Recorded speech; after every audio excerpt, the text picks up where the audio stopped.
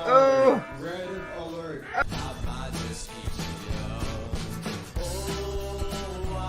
Donald Trump, if you can hear us, please, Donald Trump, please save me. Please save me. Here's Taylor. Oh, wow. Hey.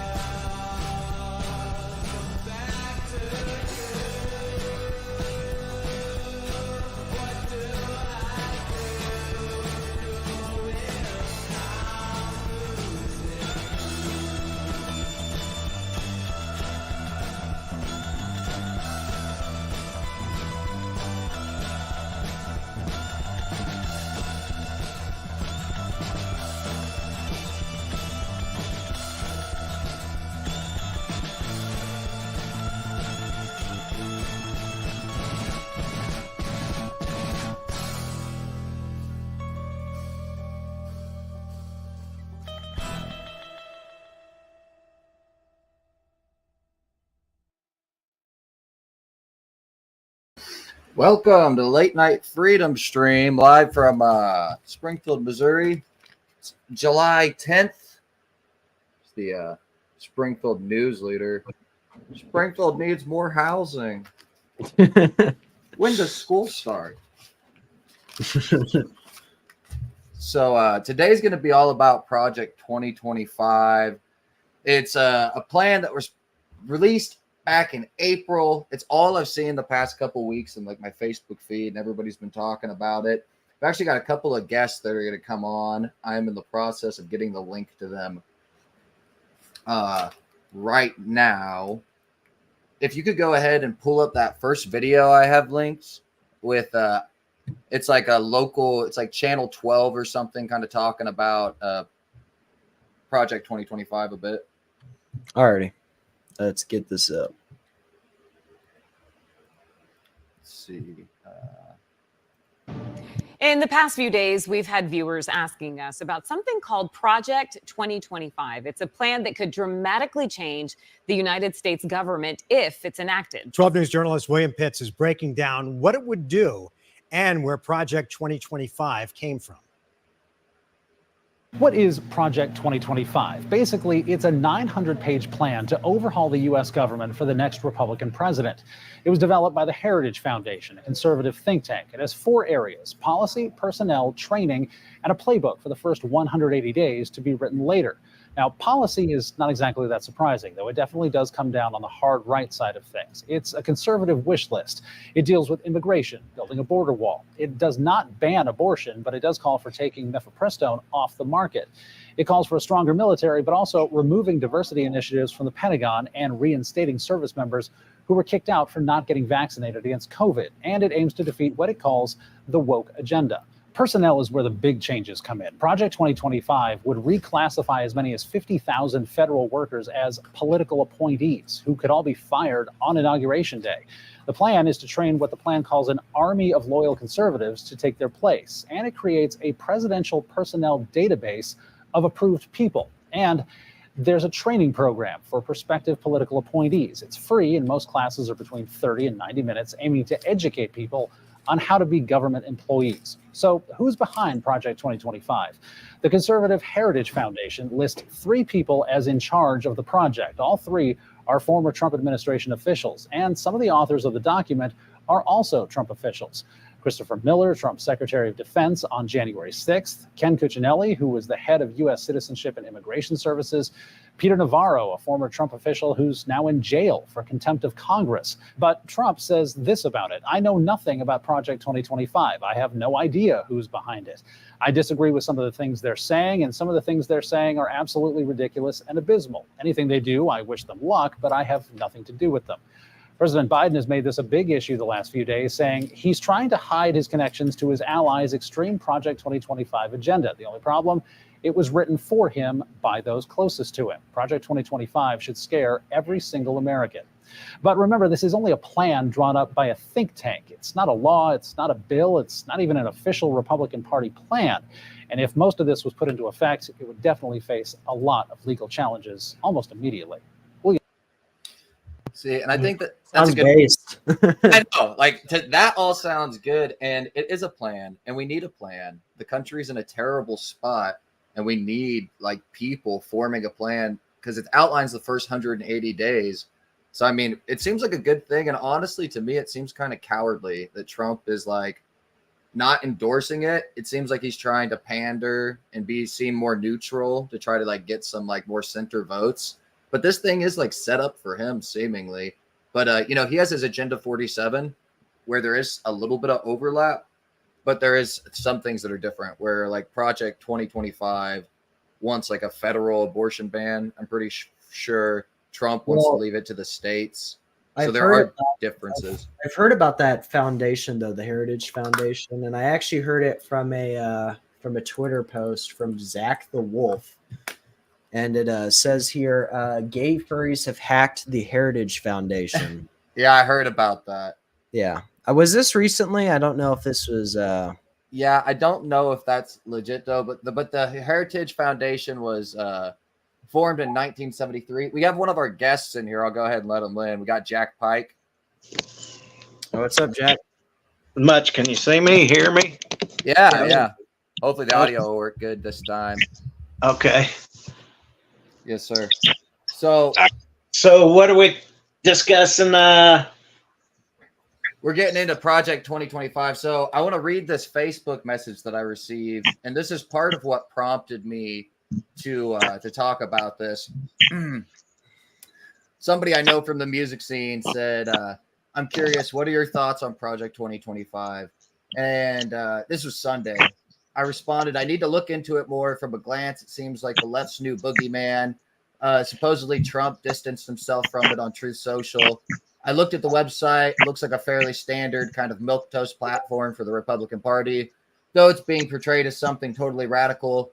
I didn't see anything on the actual website truly alarming. What is your take? And his response was, I think that anytime you mix the political system of this country with the Christian platform, which was basically started by the evangelicals, it's a problem. And with the religious right gaining strength in this country, a lot of it being due to the stupidity of the right, as well as the left, it possesses what I consider to be one of the greatest threats to the foundation of this country. The foundation, which is separation of church and state. It just is a very scary scenario. And with the people in place in government that are in place right now, it's quite possible that it could get snuck through and put on the books, which would be horrible for everyone. If you know anybody that's on disability, Medicare, Medicaid, or any other state or federal entities like that, take stock in the fact that they could very easily lose some of it, if not all of their help. The one thing could turn this country into a Mad Max world really quick. I don't know if you watched the debate, but the whole thing was just mockery of this country and the government. You got Trump, who's just lying out his mouth, and all the lies can be totally proven. And then you have Joe Biden, who's very obviously has dementia. And then there's two idiots up there arguing about their golf. But I do think Project 2025 is very detrimental and would be very detrimental to the citizens of this country, no matter what your beliefs are at the end of the day. The only people that are going to get anything out of it are the evangelical wealthy who try to run this country in whatever way they seem to think is correct. So I thought that response was kind of ridiculous. Like, there's a lot of premises there I disagree with. And then I woke up this morning and my own mother was making Facebook posts about Project 2025, trying to warn people that it's going to be like a fascist takeover. So I'm just like, all right, time to talk about this. Because I've been hearing about it everywhere, especially on Twitter. It's been like, it has been the boogeyman as of recently. People have been like, oh, our country's going to fall apart, if 2025 happens. And I've been seeing memes of like, you either decide between $2 trillion to Israel, or you decide between Project 2025. And I don't know. Yeah, the one I've been seeing is like, it's either a dictatorship with Project 2025 or it's democracy with Joe Biden, which is such a false dichotomy. Such a false dichotomy. It's insane. Yeah. I gotta go get a charger. I'll be right back. Whoa, wait a minute. Maybe I got one. Yeah. I mean, I assume that you think Project 2025 is going to instigate some kind of fascist takeover, Jack, or what is your opinion on this? Yeah, I'm not in favor of it. What is your concern with it? Exactly what you read. That it's going to affect a bunch of people on disability and stuff. But now I couldn't find specifically, because it is a 900-page document, Project 2025 Medicare. Because I noticed that they would deny Medicare for like trans affirming surgery. So I saw that, but I didn't see anything about just like dismantling it like whole cloth. yeah. I don't know. So much shit going on here. Still, I mean, I had people today on posts that I had, of course, claiming they always want to claim that the numbers of Joe Biden are fake. So I'm like, Yeah. put the Trump numbers where he was running things better, or we had a bigger stock market, lower unemployment, any of that. Even this whole border deal with bullshit that had the most comprehensive border deal in fucking history. All the shit fucking Republicans wanted. And then, no, Trump's not having it because he wants to run on it. And he still is. And you guys fucking believe it. Well, I mean, the country's pretty trashed right now. I think that's. Come on in. We'll let you vote. We'll give you welfare. We'll give you housing. You can have fucking medical care. All this bullshit that's not fucking true. I think most people are aware that the country is worse off today than it was under Trump before COVID. Seriously? 100%. Yeah, I mean, I've seen a lot of liberals saying that they really don't like Biden. Put the numbers up. Just show me that. Here, I got idiots putting up gas prices from the pandemic when Trump was in, and it's like, yeah, nobody was fucking driving, nobody was going anywhere. So those numbers don't count. This is from. You're gonna sell gas at $1.67 when nobody's going anywhere, and you're saying that's great. Joe Biden's producing more oil than we ever have, even under Trump. Drill. Bullshit. Where is there any evidence that Joe Biden is producing more oil than Trump? Seriously, dude. No, I mean, if there is evidence somewhere, just produce it. Joe Biden. Okay. Produce evidence that fucking Donald Trump's producing. He produced more than Joe Biden is now. Give me some evidence. Dude, Come on. Joe Biden doesn't do anything. Jack, did you watch the debate? Yeah. You did watch the debate. Yeah. So, I mean, case closed. He has dementia, right? Maybe he does. He's still So- fucking country 100 times better than fucking Trump ever did. Doesn't that expose how long the liberal media has been lying about his condition, though? Because this is what we have been saying for years. And now all of a sudden, after the debate, the liberal media agrees with us, almost like COVID.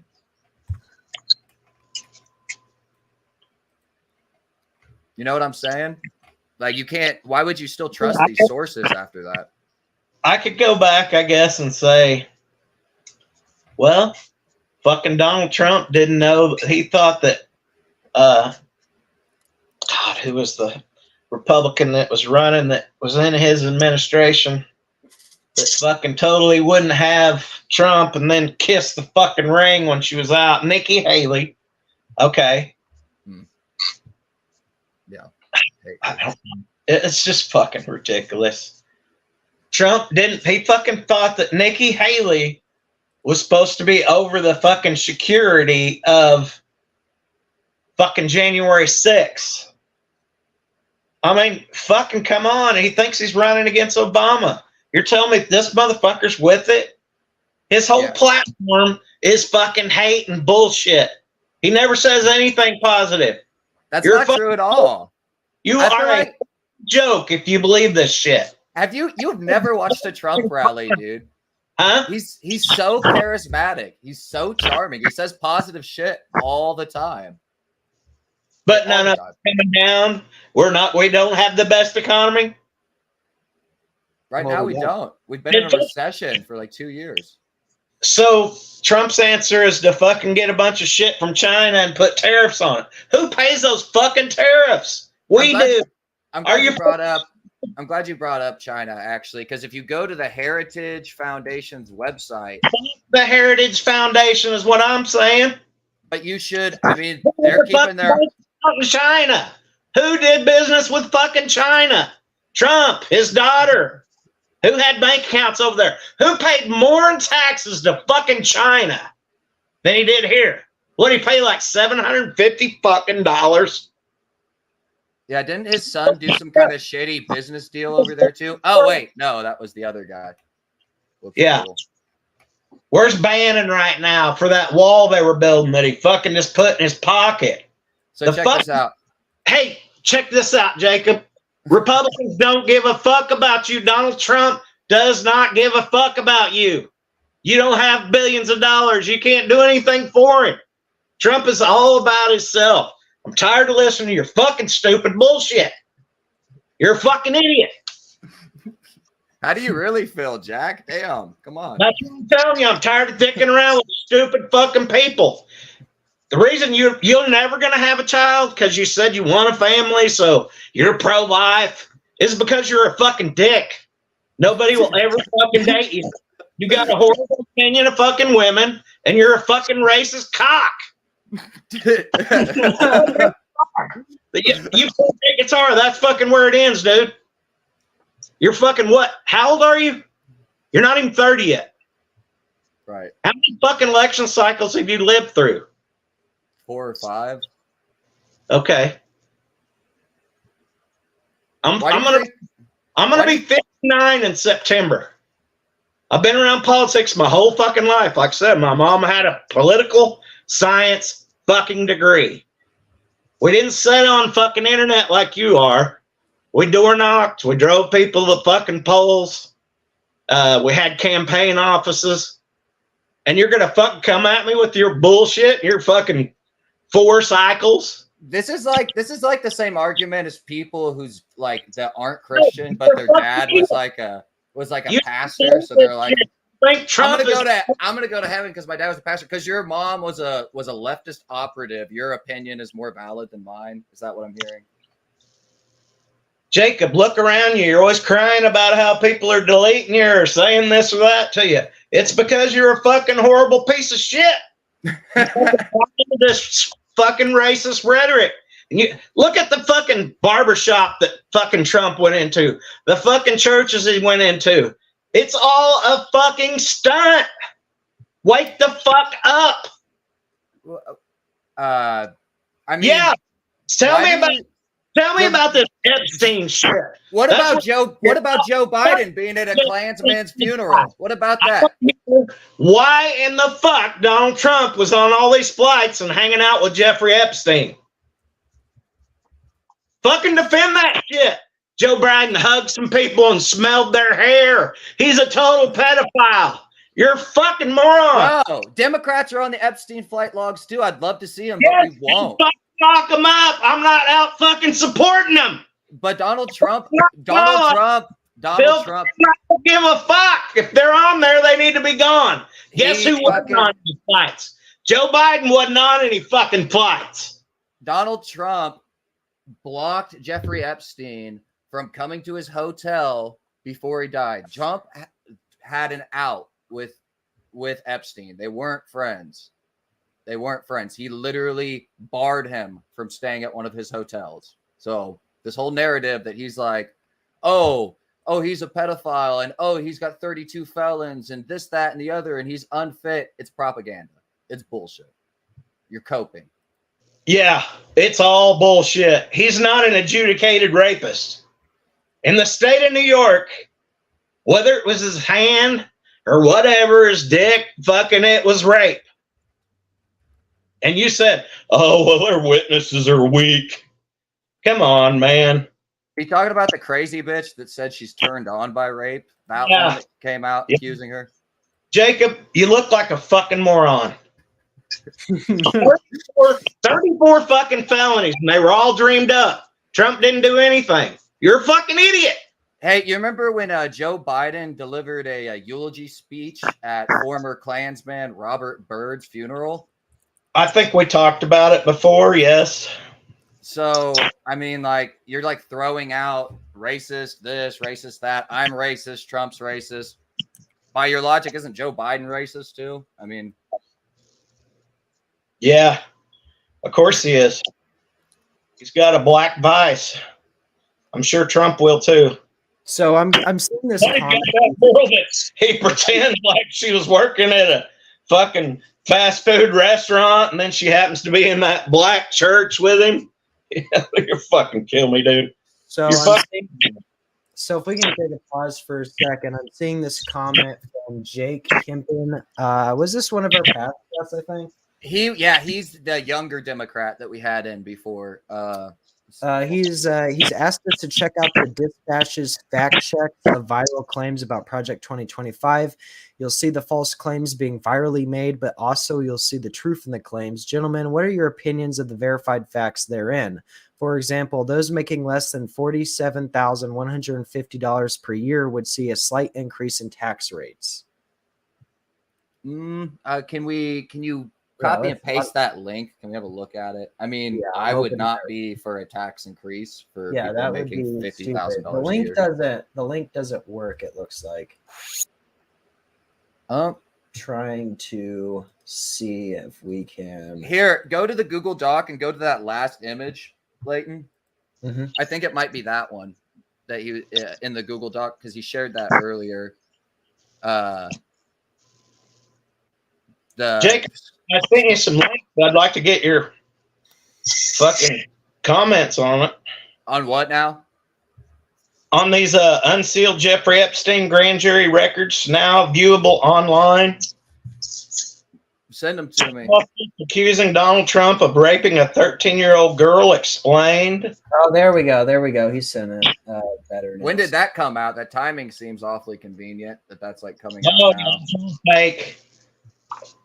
So we have here viral claims about Project. Brought to draft it because she had so many fucking death threats.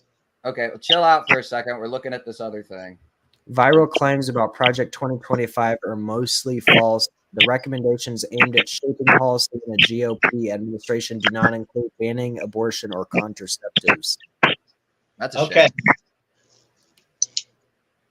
We already know that Trump sees it's unpopular and now he's going to try to distance himself. Yeah, he did do that. Joe Biden just said Google Project 2025. Oh, there's the picture I was talking about. That's the one with the false claims in it. Yeah, let's read through this post that we have here. end no fault divorce, complete ban on abortions without exceptions, ban contraceptives. That's proven to be false. Teach Christian religious beliefs in public schools. Ban African Americans in gender studies and all levels of education. Ban books and curriculum about slavery. I feel like, yeah, this all feels like really like fake. Like this is like a pipe dream kind of thing. This is like a neo-Nazi's pipe dream. So I don't. Some of it's not even. Some of it's not unreasonable at all, though. How far are you from the neo-Nazi? How far? You tell me. I'm asking you, man. Well, if I identified as a neo-Nazi, I probably wouldn't be like. Even your comments about the fucking gay pride at the Springfield Cardinals ball field, you don't even respond. It's like, come out, I'll support you, bud. What do you? Why the fuck give a fuck? Why would you give a fuck? Why are we promoting degeneracy at a wholesome family event? That's all I'm saying. Like, we're the Bible Belt. Why are we promoting degeneracy at a wholesome family event? We're in the Bible Belt, and I can tell because all these Christians are out there feeding people like I was. Yeah, real fucking Christian to have to celebrate homosexuality at the always. Yeah. I mean, you could be like that. You could be, Jack, you could be like that, but you yourself have admitted that you are the exception, not the rule. Most of these organizations feeding people are Christian organizations. You were the exception, not the rule. Jake says, yes, of course, if they could push their agenda or fucking preach to you, they would feed you. With conditions, not where they're at. Here's food. They have to fucking put their bullshit on there. No, seriously, dude, why the fuck did you care? So it wasn't a family thing, a fucking Pride Day. Did you have to fucking go? Did somebody go over there? I just don't like to see our culture degenerating. That's what the culture keeps fucking existing. Planting all this bullshit like people are putting an agenda on people in schools and teaching them to be gay. No, it's about letting people how they are. It's about accepting people for who they are. Doesn't matter if Jacob fucking understands it. I accept me for who I am, man. That's part of life. I don't have to believe in other people's delusions. If you thought you were a lady, that doesn't mean I have to believe you're a lady just because you're fucking crazy. You know what I'm saying? I don't have to believe other people's delusions. What is this about the Cardinals event? Did you go to like a Cardinals Pride event or something? What about? I shared a Cardinals event. And I said it was like shameful. You're not saying that you're a female when you're male. I'm just saying. Pride Day. Isn't that a gay pride then? Does it matter if you're trans or what you are? Well, I just don't think that pretty well encompasses the whole thing, but it's not any grooming. No, it doesn't. You have to go over there. It's like this fucking critical race. It is grooming. It was grooming, and it's not critical race bullshit. It's really happening, Jack. Were you at the fucking Pride event? Did you see them grooming the kids? Me and Leighton did. You can go watch the live stream of it, dude. It's right there. And the critical... Yeah, shit was weird. Shit was crazy there. I'm not even kidding. There's stuff I couldn't even tell on camera. They don't... They don't teach grade school or elementary or junior high. Fucking high school, they don't. There was like a shirtless kid wearing like pasties, I think, and I couldn't even show that on camera. But like, I mean, like there's crazy shit there. There's like 3 like completely naked people out in the middle of the square, right where children can see. Stop it with that bullshit, dude. It's not homophobia. It's fucking is. Jack. Hold on, I'll show you the picture. Man, you don't think that you're gay? How is protecting the innocence of children in our community homophobia? You think that's appropriate in the square? That's degeneracy, dude. You go through this where you fucking didn't even know who Lauren Bobart was. She's talking about family values. Wait, Leighton, go back to the picture. Fucking play. Should kids be around this? Is that appropriate for kids, Jack? then again, we're going on about fucking like drag shows and shit. Do they like have it up? You brought it up. Is this appropriate? Should kids be subjected to this? They're not subjected to it. This was in the square at Pride where they tell you to bring your kids. And so did you have... There were tons of families there, and they just allow this in the square. This is degeneracy. This is public indecency. Drag queens fucking reading story time is... This isn't drag queens. These are fucking people completely naked. Like, come on. Like, this is like, there was like about like 100 fucking children and babies at this event. Like, I mean, this was marketed as a family friendly event where kids could come, you know. So those people are like you until they went to the square, and then they were totally fucking opened up and planted the seed, and now they're full on fucking gay and transgender because they went to the square and they were exposed to this. Dude, it's inappropriate. You wouldn't take your kid to the strip club. No. And I wouldn't take my kid to a fucking drag show either. Well, there you go. There you fucking go, dude. You're agreeing with us. Why would I fucking think I was going to take a child to either one? Drag shows aren't open. They're fucking at bars, dude. No, they're not. Dude, go watch our live stream, Jack. Please, for the love of God, go watch our fucking live stream, bro. Listen to me. Go watch part 2. They were doing fucking drag queen story hour on Park Central Street, and we fucking got mobbed because we were trying to expose what they're doing on Park Central Street downtown in front of everybody. It's live. We have video of it. Go look at it. They're not doing it in bars. They're not even doing it in libraries. They're doing it in the square downtown. Me and Leighton documented it. Queen reading the story had totally exposed their body parts and everything. They had what, like their penis out or their fake tits or what? They're men dressed like strippers reading books about being gay to kids, Jack. Oh, God. So Jake said Missouri law defines semi-nudity. This is a different Jake, or well, different names. Defines semi-nudity as a state of dress that exposes the female breast below a horizontal line across the top of the areola. Blah blah blah. Yeah, I think that this is. I think that what we showed was definitely probably a little bit worse than what Missouri constitutes as semi-nudity. But not cleavage. Like, they were showing way more than cleavage. Like, come on. They were wearing weed pasties. They had to wear weed pasties in order not to. So people thought it was like they were coming to the square to see Aunt Norma fucking read them books or what? I don't know why women are deciding to subject their children to this degeneracy, but I know it shouldn't be allowed. Yeah, we should have hate everywhere. I don't know why people would want to train their kids to accept. It's not hate. We don't hate like drag queens. We don't think that, you know, they should be allowed to perform in their own private spaces. But whenever you come out in public in a taxpayer-funded event, you can finish your point, Leighton.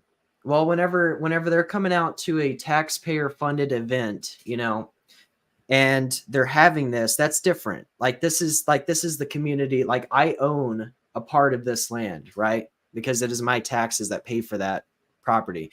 I don't, you know, whenever stuff like this happens, obviously there should be a concern for it. They can do it in their own little gay bars and everything. I don't care, but doing it out in public is a different story. Do you have that link to where they paid, or taxpayers paid for that? For the square? Yeah. Yeah, dude, you pay. We all pay for the square. Yeah, for the square, but for the event, you don't. You have to get permits and you pay for that. It's not free.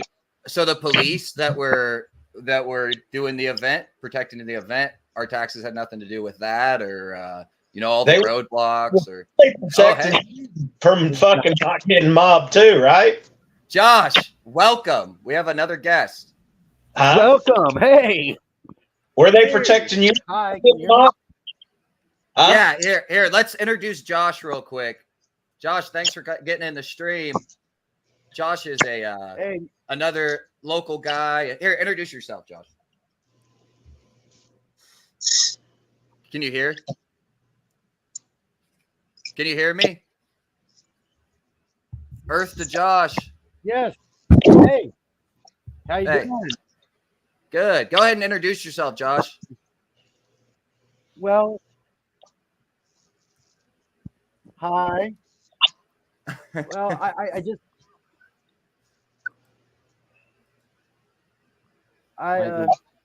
a local guy, and I was friends with you. I can hear you. Can you hear me? Yep. We might want to turn up the mic a little bit more. Is there any way to? I think there's a little French fry, a little 3 dotted. Can you hear me? Yeah. Yeah.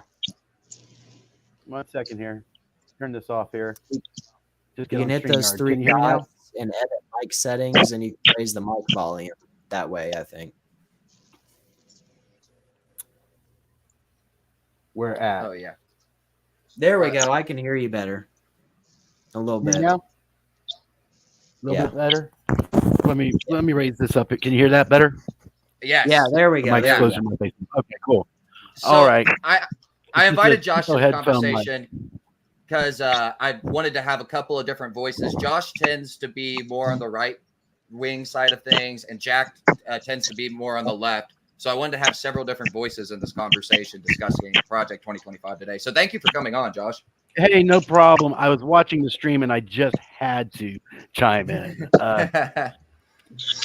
Have you and Jack met before? Jack kind of gets around in the local. Yeah, I don't know if I've met Jack before. I've known you for a couple years now. Played in a band, right, Jake? Yes, sir. I guess the reason I'm on here is if you guys want to have a productive conversations, Jack, you got to stop the yelling and cussing, dude. That's not that's not productive, man. It was Trumpian, wasn't it? I'm sorry, what? It was kind of Trumpian of me, wasn't it? No, Trump doesn't cuss and call people names. No, he does. Well, I mean, he does make mean tweets, but he doesn't act as unhinged as you. Yeah, So he's a nice. unhinged.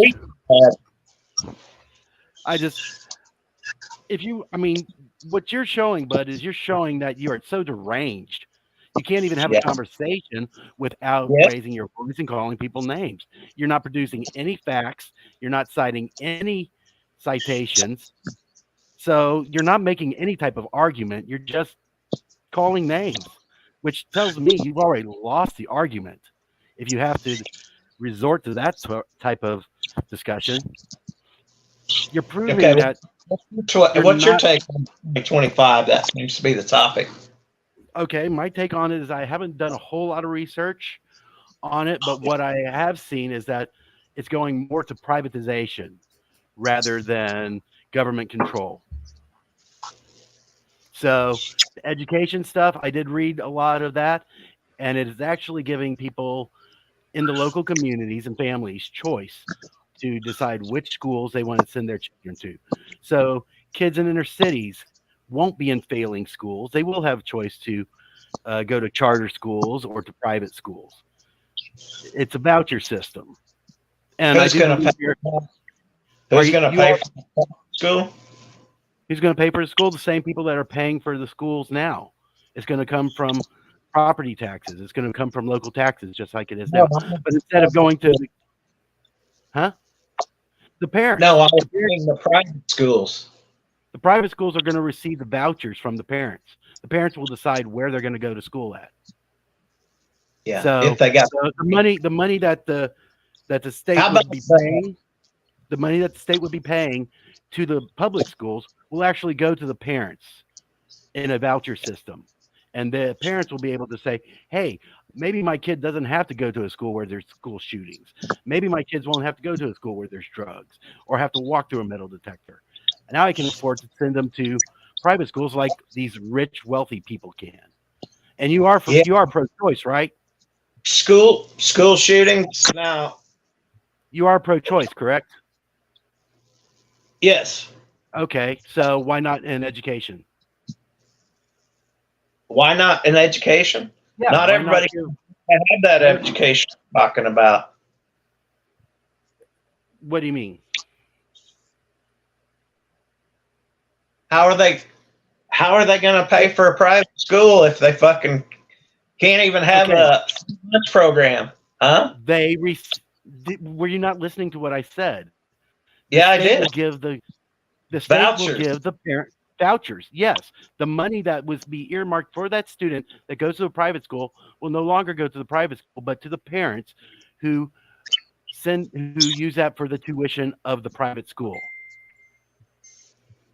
So instead of me giving Jake the money and saying your kid, Jack's kids has to go to private school, I give you or public school, I give you the money and say, hey, choose where your kid wants to go to school. Choose where it's best for your kid.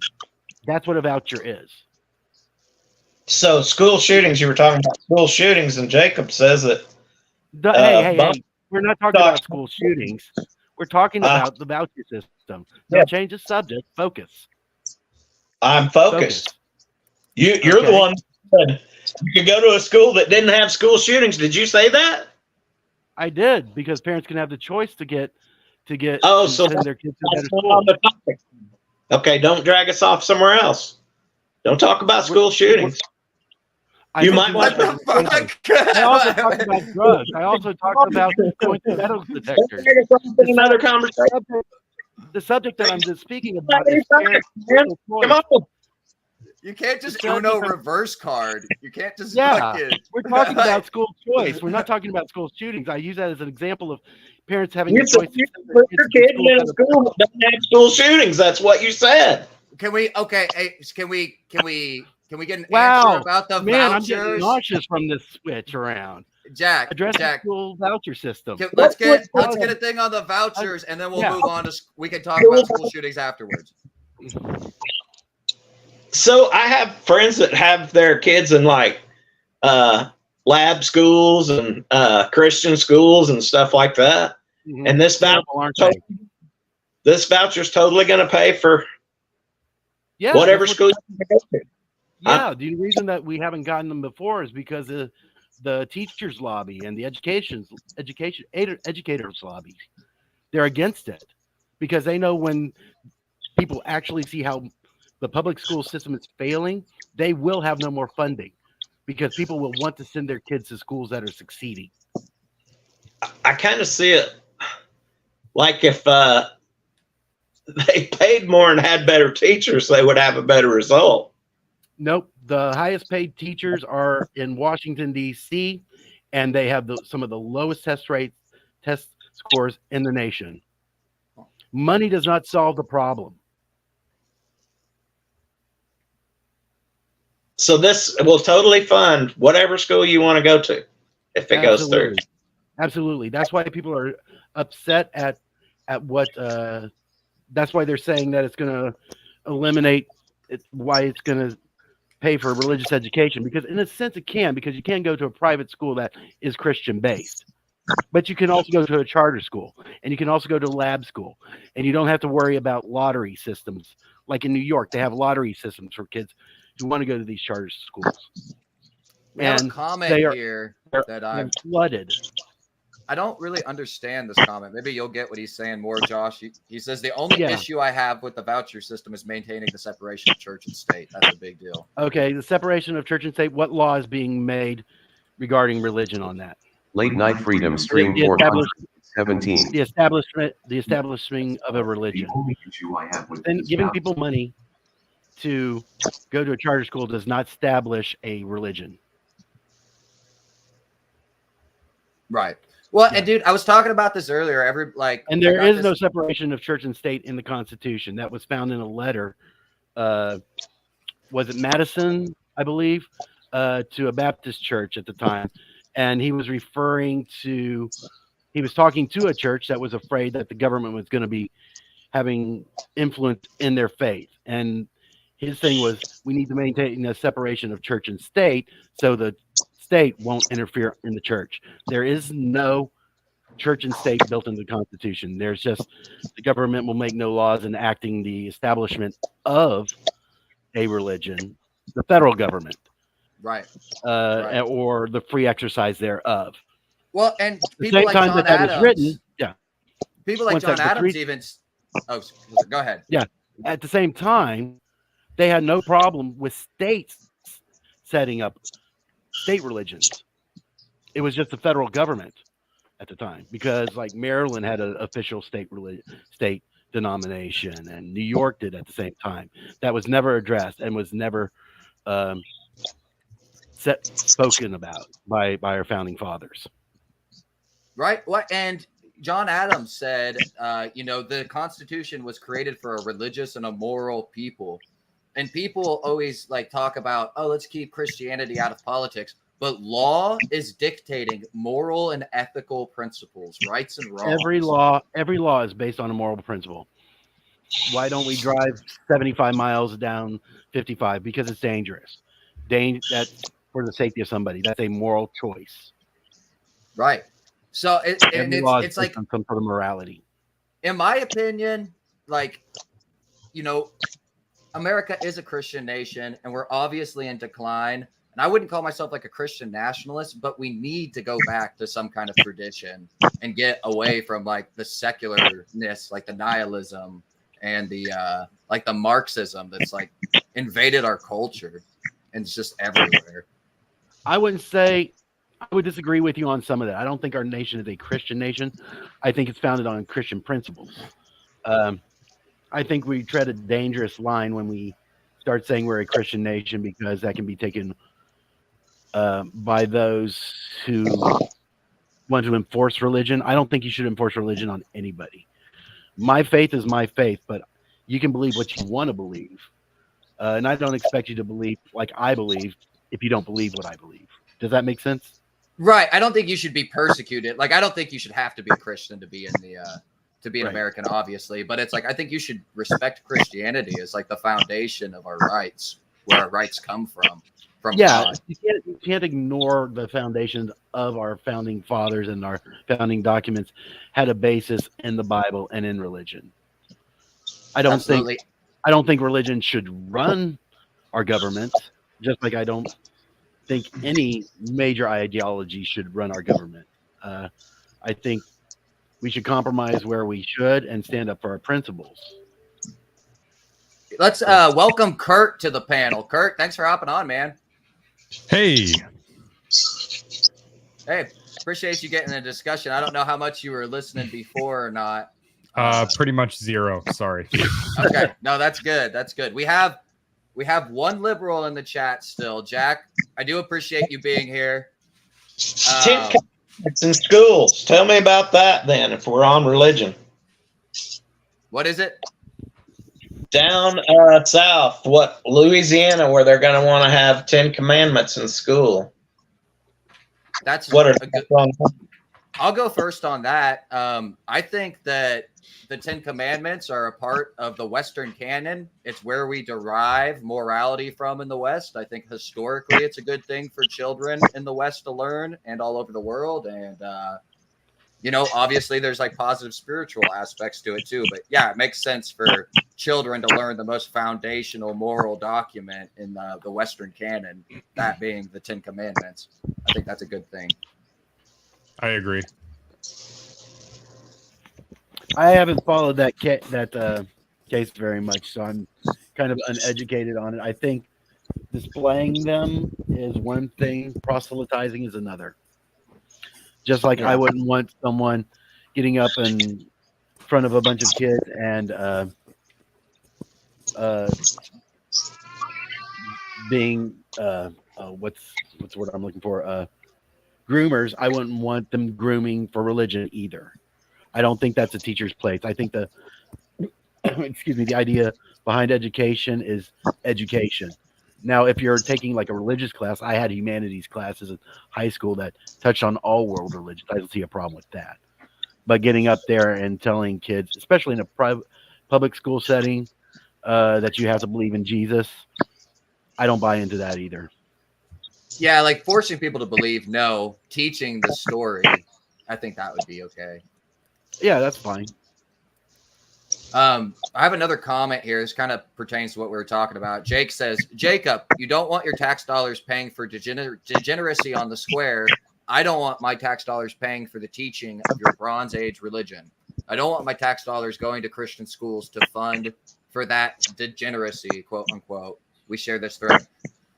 Yeah, but I mean, the problem I find with this comment is it's a semantic game where objectively dressing like a stripper and being lewd in front of a child is degenerate and inappropriate, whereas like reading the Gospel of John to a child is not degenerate. So, I mean, I disagree with your premise. I get what you're saying, but it's good for a child to be introduced to the gospel. It's not good and for it's not even the gospel. It's the 10 Commandments, which is not, as overtly Christian in that sense, as reading Bible verses. And yeah, comparing showing your dick to a 8-year-old child to like putting, I don't know. It's just kind of silly. Yeah. Would denying the posting of the 10 Commandments be considered anti-Semitic? Jack, you can answer technically, it's not a Christian thing; it's a Jewish thing originally. I just don't understand why we would have the 10 Commandments. We can't have Buddhist or Quran or any of that. It's ridiculous. Our country is not, and our society are not founded on the principles of Buddhism or Islam. They're founded on the principles of Christianity. So that's why. I mean, you can like that or not like it, but that's just the fact of like the society that we live in. Well, I really don't want to see somebody else's religion all over a school. So I don't care what it was founded on. Just like you don't want to see, I guess, trans people on the square. Well, let me ask you this: how do you feel about like the pride flag in school? How do you feel about that? I don't want to do the Pledge of Allegiance either. What? How do you feel about the Jack? Kurt, nice to meet you. How do you feel about the pride flag in public school?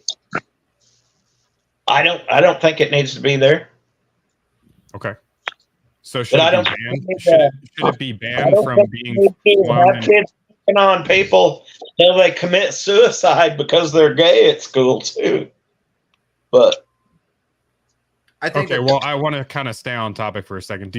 If you don't think the pride flag should be in schools, should it be banned from being flown in a public school classroom? I think that 10 Commandments could be banned too. So yes, both, I guess. Okay. That's fair. I don't agree, but at least you're being consistent across both, I guess. I mean, I get so mad about people saying that all these Muslims were over here and kneeling down and doing their prayer in school. Of course they were. They were doing it by themselves. It wasn't led by a teacher. So people are like, well, God, we're having shootings because you didn't want God in schools. It's ridiculous, man. The whole thing is ridiculous. Yes, when I was young, there wasn't as many immigrants and stuff. Yeah, but do you think there were still kids that maybe I lived by a Jewish synagogue? I didn't understand it because I'd never been to that religion of Jewish people. So of course I didn't understand it, but I'm sure there was Jewish kids going to the public school where I was at,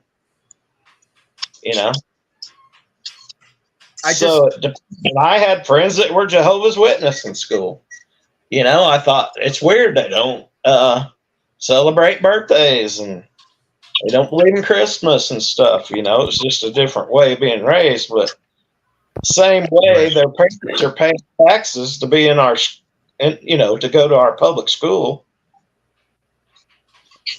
I guess unless you were saying maybe you could say they were anchor kids or, Well, Well, it's kind of two different issues, right? I mean, it's one issue whether people should be allowed to practice their religion in school or in public, and it's another issue whether, you know, it should be encouraged by the school or like, you know, put up on school property or on public property.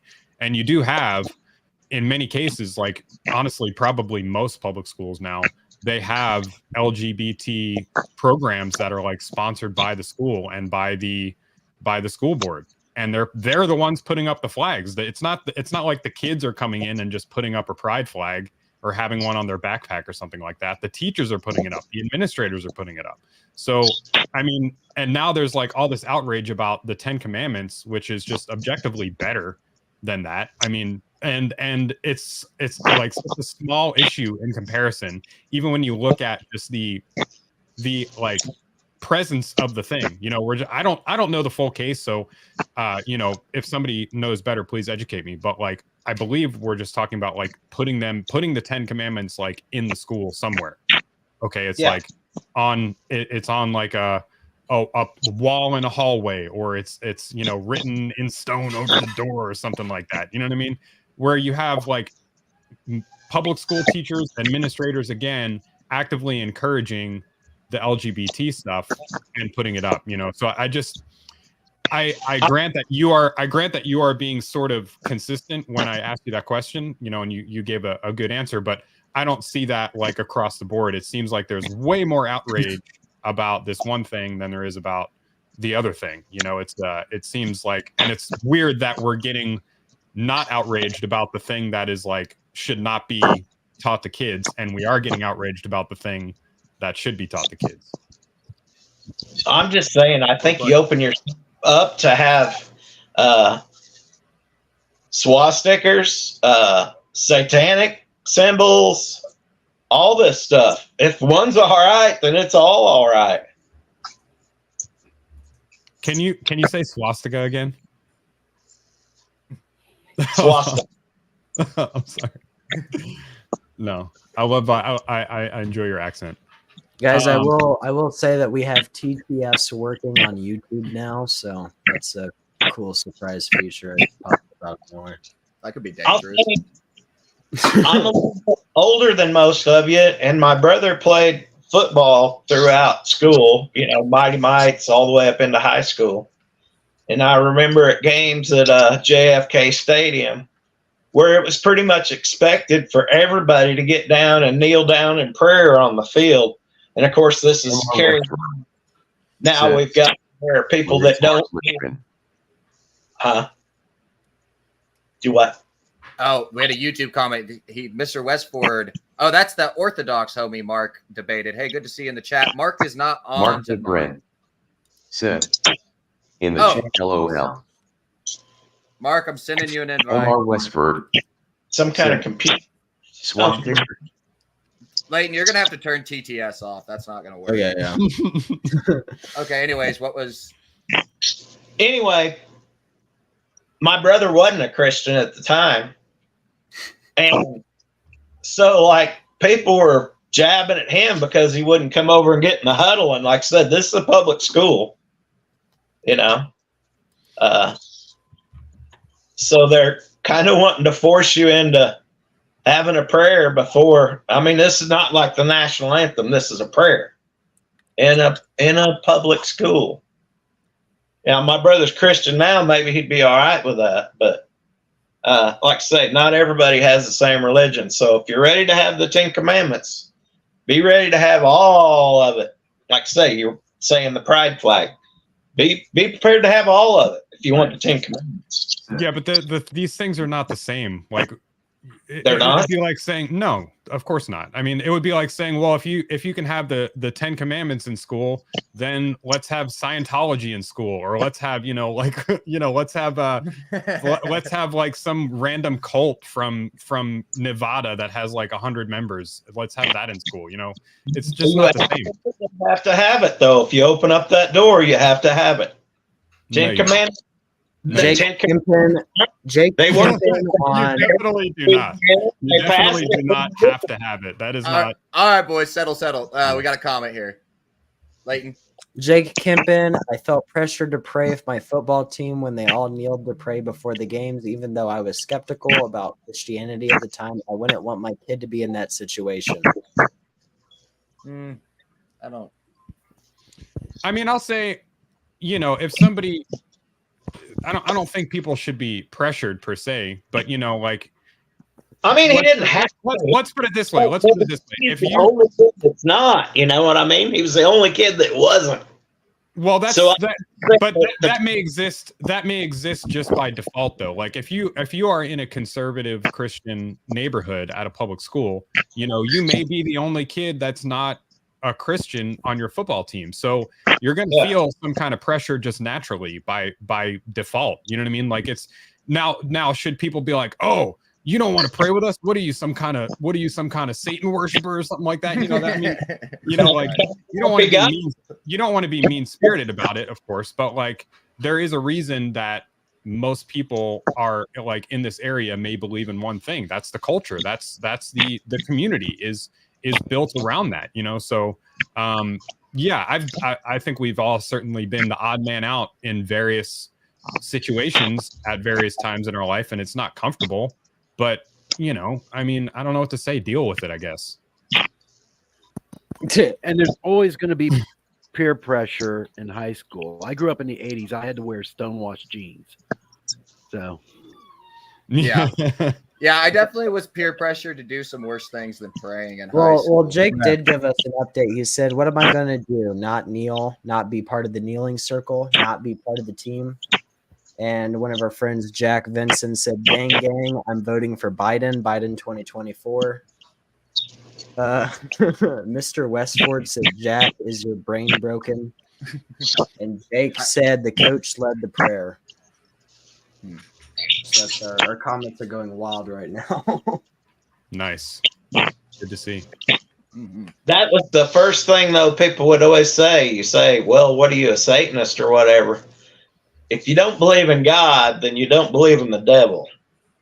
The first thing they want to jump to is, you worship the devil. I have devil tattoos. People are like, oh, you worship the devil. They're fucking cartoony devils,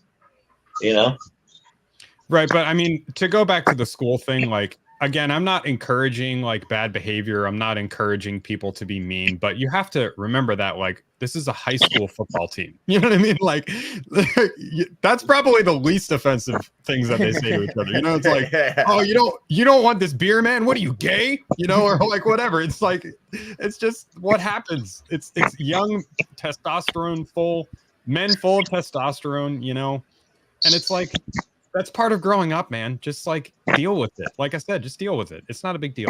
Man, that reminds me of this thing when I was in high school. I was having like a moment when I was a sophomore, and I was like, I felt like everything was meaningless. And I was like asking my teachers and shit, like, what? Are you really happy? And they're like, oh, this kid's fucked up. So they sent me to the counselor's office. And I'm like, hey, are you really happy, or is this all like a front? Like, what gives you meaning, And I was so annoyed because the school counselor's answer was, well, Jacob, I have Christ in my life. And that's really what gives me meaning and joy and all these things. And at the time I was so annoyed because that's not the answer that I wanted. But it's like, I think that teachers should have the liberty to like have those conversations with their students, because he was sharing the truth with me in that moment, whether I wanted to hear it or not. Yeah. And Jake, I'm looking at the comments here. Jake mentioned a couple times that in his situation, he was talking about the coach was leading the prayer and the coach is a salary paid teacher. I don't have a problem with that as long as he's not forcing everyone to do it. That would be where I would draw the line. But if it's there's no guns anymore, but you're the odd man out of a whole football team, and you're the center of the football team, the guy that brings the plays in, the guy protecting your first guy to protect your quarterback. But I don't know. My brother was 5'4" and 98 pounds when he went out for off-season football. And people kept trying to belittle him and saying, you're never going to make it. Nobody in college plays. It's that small. I think by the time he graduated, he was 168 pounds. He'd hit nose guard so hard it would knock him out. And He's now 220 pounds of 5'4", of nothing but solid muscle, you know. But like I said, it was more than just the Christianity. It was a lot of picking on because he was a small guy, you know. And I think people would cry around or get totally freaked out over like losing the homecoming game. And he says, you know, I did the best that I could do. You know, Jake says, I wasn't forced. I was a member of team and only one that would have defected from the pregame prayer. I didn't want to defect. This should be illegal. I do want to make a point here too, because right before that, he said, what if my coach / teacher was Islamic or Jewish leading the team prayer? I think that most of the team probably wouldn't have participated in it because I was going to say the same exact thing. Yeah, I mean, the culture that you're from, that would have been totally alien. I'm just imagining like the coach like setting out like a mat just like in the facing middle of the the field. east. All the kids would be like, what's going on here?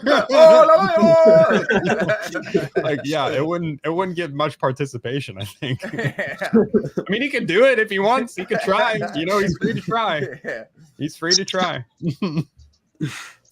I do want to, hey, Leighton, I have a clip in our Google Doc. I want to try to get back to Project 2025 a little bit. We have a clip of Kamala Harris warning of the dangers of Project 2025. You see that clip? Yeah, I see it. Let's get it up. Advisors have created a 900-page blueprint they're calling Project 2025. Everything else they plan to do in a second term, including they plan to cut Social Security, to repeal our $35 cap on insulin, to eliminate the Department of Education. Pause this, Leighton. And Jake, bro, you are obviously chilling. Just hop in this chat. I sent you the link. What are you doing? Just get in the Children panel cannot discussion. consent. Can they consent to prayer? Hop in, brother. We're having a good time over here. Yeah. We're nice guys.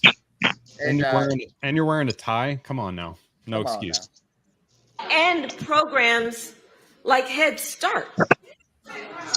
And Project 2025 outlines a plan to limit access to contraception and for a nationwide abortion ban, with or without an act of Congress. Trump's advisors have created. She talks so weird. Why is that like a rap music video with ad libs in the background? Oh no! She has like hype men in the crowd. I don't understand. But like even that whole claim that it wants to ban abortion nationwide, like that's fake news. That's wrong. I wish it would. From our last source. Wish it would. I don't know how much you guys talked about this before, but my question is like where it's clearly a real thing, right? That was put out by the Heritage Foundation apparently, but like nobody seems to be posting the actual like information from the source. It seems to be all just kind of third party outrage. And like where is all that coming from? Where is all the outrage coming from? I think that it is a effort to kind of distract from how bad Joe Biden did at the debate. They just need something else to kind of draw attention. The talk about 2025 has been going on for a while now. I mean, I don't think it's just like I don't think it's just a diversion. I think it's just something that people are being misled on. Well, and I think it's necessary. At the beginning of the stream, it's like we need an outline for what this Republican presidency is going to look like and how things are going to go in the first bit. I think it's kind of odd that Trump is distancing himself from it. I think it's an appeal to moderates, which is kind of like a useless thing for Trump at this point, in my opinion. 100%. Like, I think he should probably just embrace Project 2025 and just really try to be as effective as he can be. But he's like playing this middle ground right now.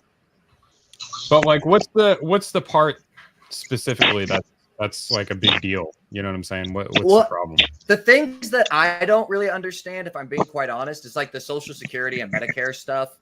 Like I could see how those could be legitimate concerns. But like, you know, most people are just like, oh, they're going to take away LGBTQ rights, which literally means I think Project 2025 outlined that it wants to ban gender affirming care for teens federally. It wants to ban gay marriage federally in Project 2025. It does talk about that being one of its goals. And there was like one more thing, but it's just like it's laying out a roadmap, you know, policy wise. And then so what about gay marriage? Why would we want to ban that? In my opinion, it's a misnomer. Marriage is between a man and a woman. I don't think it's a. So I think someone's watching the stream right now because I just got more info on the Heritage Foundation hack or whatever, and I guess that they're text conversations. Mike Howell. Let's actually take a look at some of the what the Heritage Project is. Their Heritage Foundation. It's been a thing since 1973, and most of its donations are like less than $5,000, like independent donations. They're a conservative think tank. They've been around. I've been hearing about them since the 90s. And they're just basically people who come up with strategies and policy suggestions. I guess the three guys in charge of Project 2024 were like former advisors to Trump. So I guess this guy right here had text conversations with some kind of a furry on the internet after they hacked them. And I don't think we'll get too much into it, but they're pretty funny. Just seek them out, you guys. Yeah, they got a lot of people in this organization, a lot of college graduates. That's not helping. Jack, what would you say are your objections to Project 2025? Well, I'm trying to read through some of it now. Just for building now for conservative victory through policies, personnel, and training. The actions of the liberal politicians in Washington created a desperate need and unique opportunity for conservatives to start undoing the damage that the left has wrought and build a better country for all Americans in 2025. It is not the first time you're looking at the website, because that's just the homepage there. Yeah, I mean, yeah, I've listened to people talking from both sides about, you know, things they didn't like about it, but no, I haven't read 800 or 900 pages of it. But you haven't even visited the website before? I was trying to read one that wasn't be right or left, just what it was actually about. Right. Yeah, unfortunately, they don't really have like bullet points on that website. Like,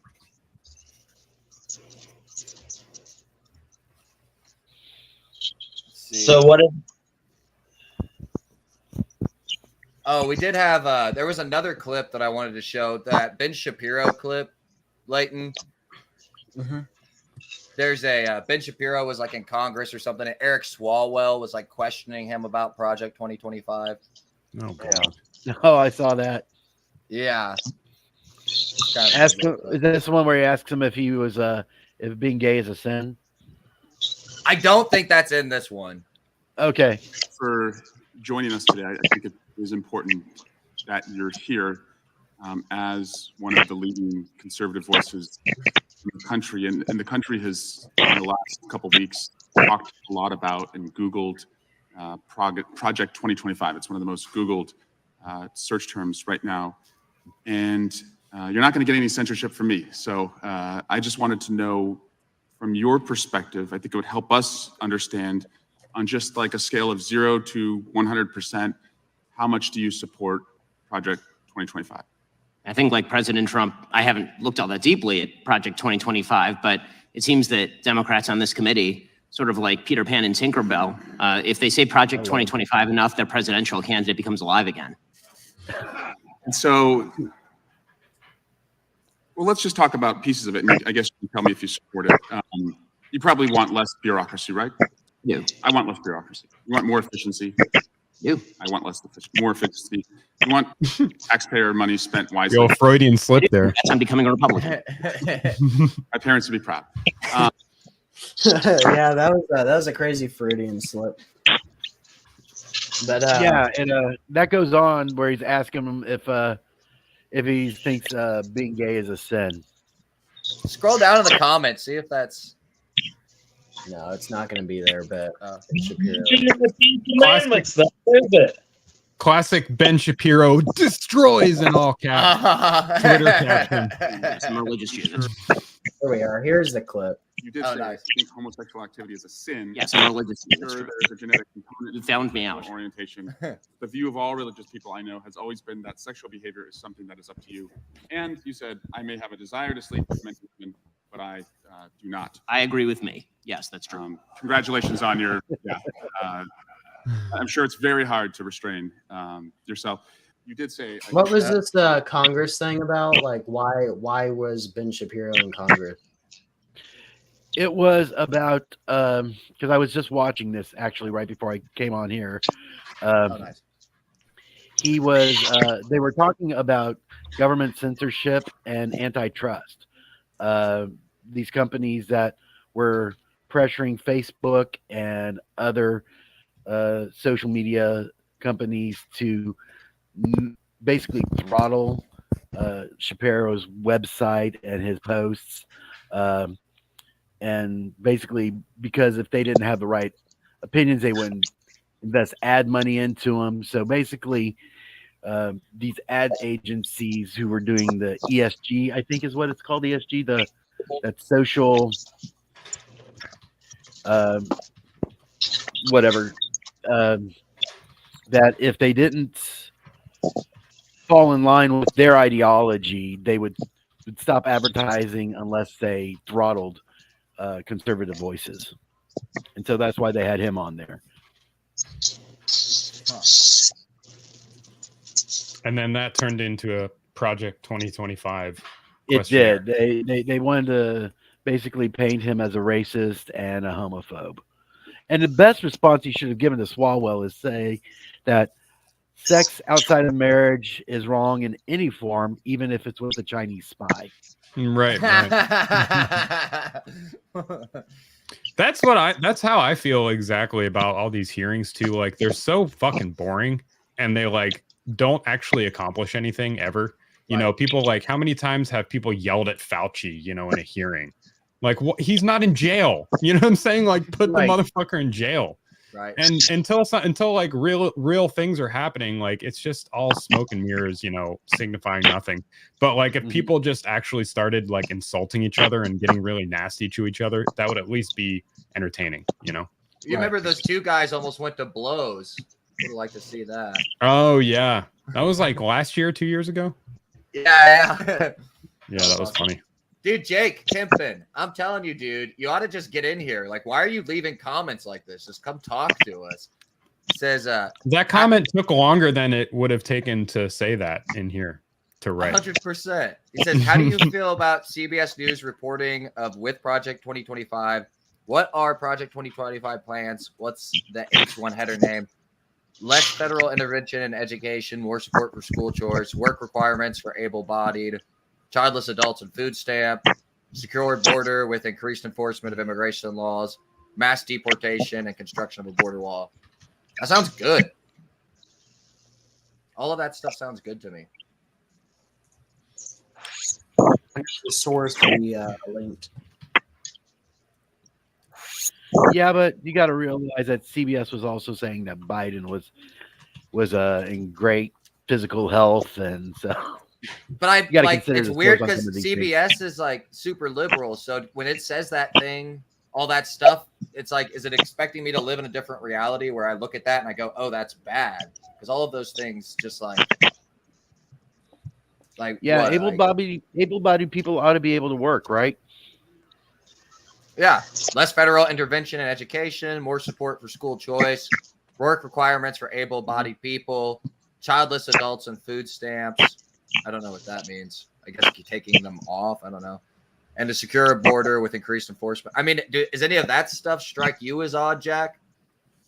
That What I find is odd is let's go back. I mean, we are on the 2025. But the thing that bothers me about, you say they want to do away with gay marriage and this, that, and the other. We were talking about 10 commandments being posted up in schools that says nothing about gay marriage or anything about being gay in the 10 commandments. But a lot of people want to focus on that. But what really bothers me is that, say you've been with another person of your sex for 30, 40 years, and one of you died. You're both paying taxes in. Say if you were married, then maybe you were in line for their pension. It doesn't bother the government to take gay tax money if they don't want to pay it out. It's just ridiculous. I mean, civil unions could solve that.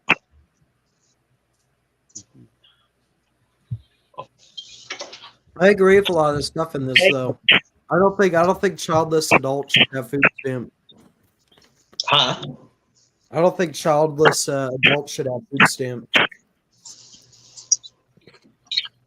I think food stamps should also be restricted on a lot of the foods that it is being used on, such as candy, soda. Work requirements seems like pretty much common sense, right?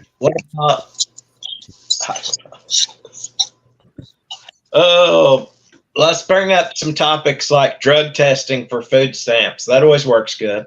Look that up. That's That'd something be a good idea. I think that would be a good idea, actually. Drug testing. You're the computer fact checking, then let's look that up and see how that's worked out. Why don't you tell us how's it worked out? Oh, I'm not sitting here on a computer fact checking people. That's not what I'm doing, actually. I'm ordering stuff on Amazon. No, but I mean, that's the way this show works, is what I'm saying.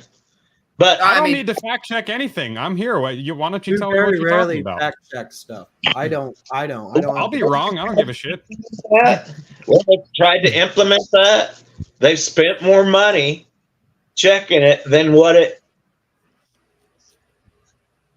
few people that they caught that had dirty UAs. And let me bring this up. The only person that can watch you pee is a PO or the military. So yes, people are probably crafty enough to bring in a urine sample. I don't know if you guys know this, but urine samples, they have a heat strip on them, but they don't go down when it gets cool. So you pee in the cup with your dirty pee, you pour it out, and you put the cold pee of somebody else. I mean, it's how do you want to split the hair? But I'm just saying, make the cup better. Maybe make the cup better. Like, why does the you can't watch the urine sample unless you're PO or the military. Yeah, so just because you can cheat, doesn't mean that it's not a good idea. Right. That's my mom was a probation officer, and people do cheat to get by drug tests. But some of them don't really look over your shoulder. I remember going to SRC for a drug screening for a job, and the guy is literally got his chin on my fucking shoulder. It's for a job. This is not the military. This is not my PO. Again, just because you can cheat doesn't mean it's not a good idea. Right. Hey, let's welcome. We got Jake Kempen on the panel. Jake, I don't know if you're not sharing your video, if we just got audio, or what's going on here. It's like the brain. Hello. You got me. You invited me, and I'm here. I was really enjoying the conversation y'all were having. Welcome. Well, yeah, thanks for getting in on it, man. Is there anything you want to say? Is this the gentleman that's been commenting? Yes. Nothing right now. Call me if you want me to to have any input about anything specific. Sure, just hop in whenever. And I'm noticing a bit of, I'm hearing robo, the robo talk thing. So you might have some connection issues. You're coming through okay on my side, so. Same here. This looks like the Brady I'll do my Bunch. best. It's like the Brady Bunch right now. We got the panels. Take a minute to get. There's an actual Brady in Branson, Missouri. I won't tell you who, but there is one. It's Not Greg. Greg Brady. Is that real? It's real, yeah. Huh. Greg Brady, yeah. People's thoughts on doing away with Social Security? Well, can I go back to that other thing, because I don't think you really answered the question. Like, why is it a bad idea for there to be work requirements or drug tests for public assistance? You just brought up that people can cheat on it and that there's like exceptions or whatever, but that's not really the question. So why is it a bad idea? I'm just saying, if you look it up, it'll probably say that places where they tried to implement it, it cost more money than it saved them, and people they caught that were like cheating the system are getting. I'm not saying people don't work the system. I'm just saying simply that they've tried it and it didn't work out, so they dropped it. So, in principle, it seems more or less reasonable to drug test people, but you're just worried that they might cheat it. Is that what I'm hearing, or no? Jack? I think he's saying it's just it's a waste of money. If you Google it, it's a waste of money. It costs more. A lot of times, I think we're wasting money on a lot of things that are way dumber than that. Right. Jake, you hopping in there? What you got? Yeah. What's wrong with giving people who are drug users some financial support? Because they'll spend the money on drugs rather than on if they've got money for drugs, then they should have money for food. I guess that I don't understand the system very well, but don't they have like food vouchers that are only redeemable at the grocery stores?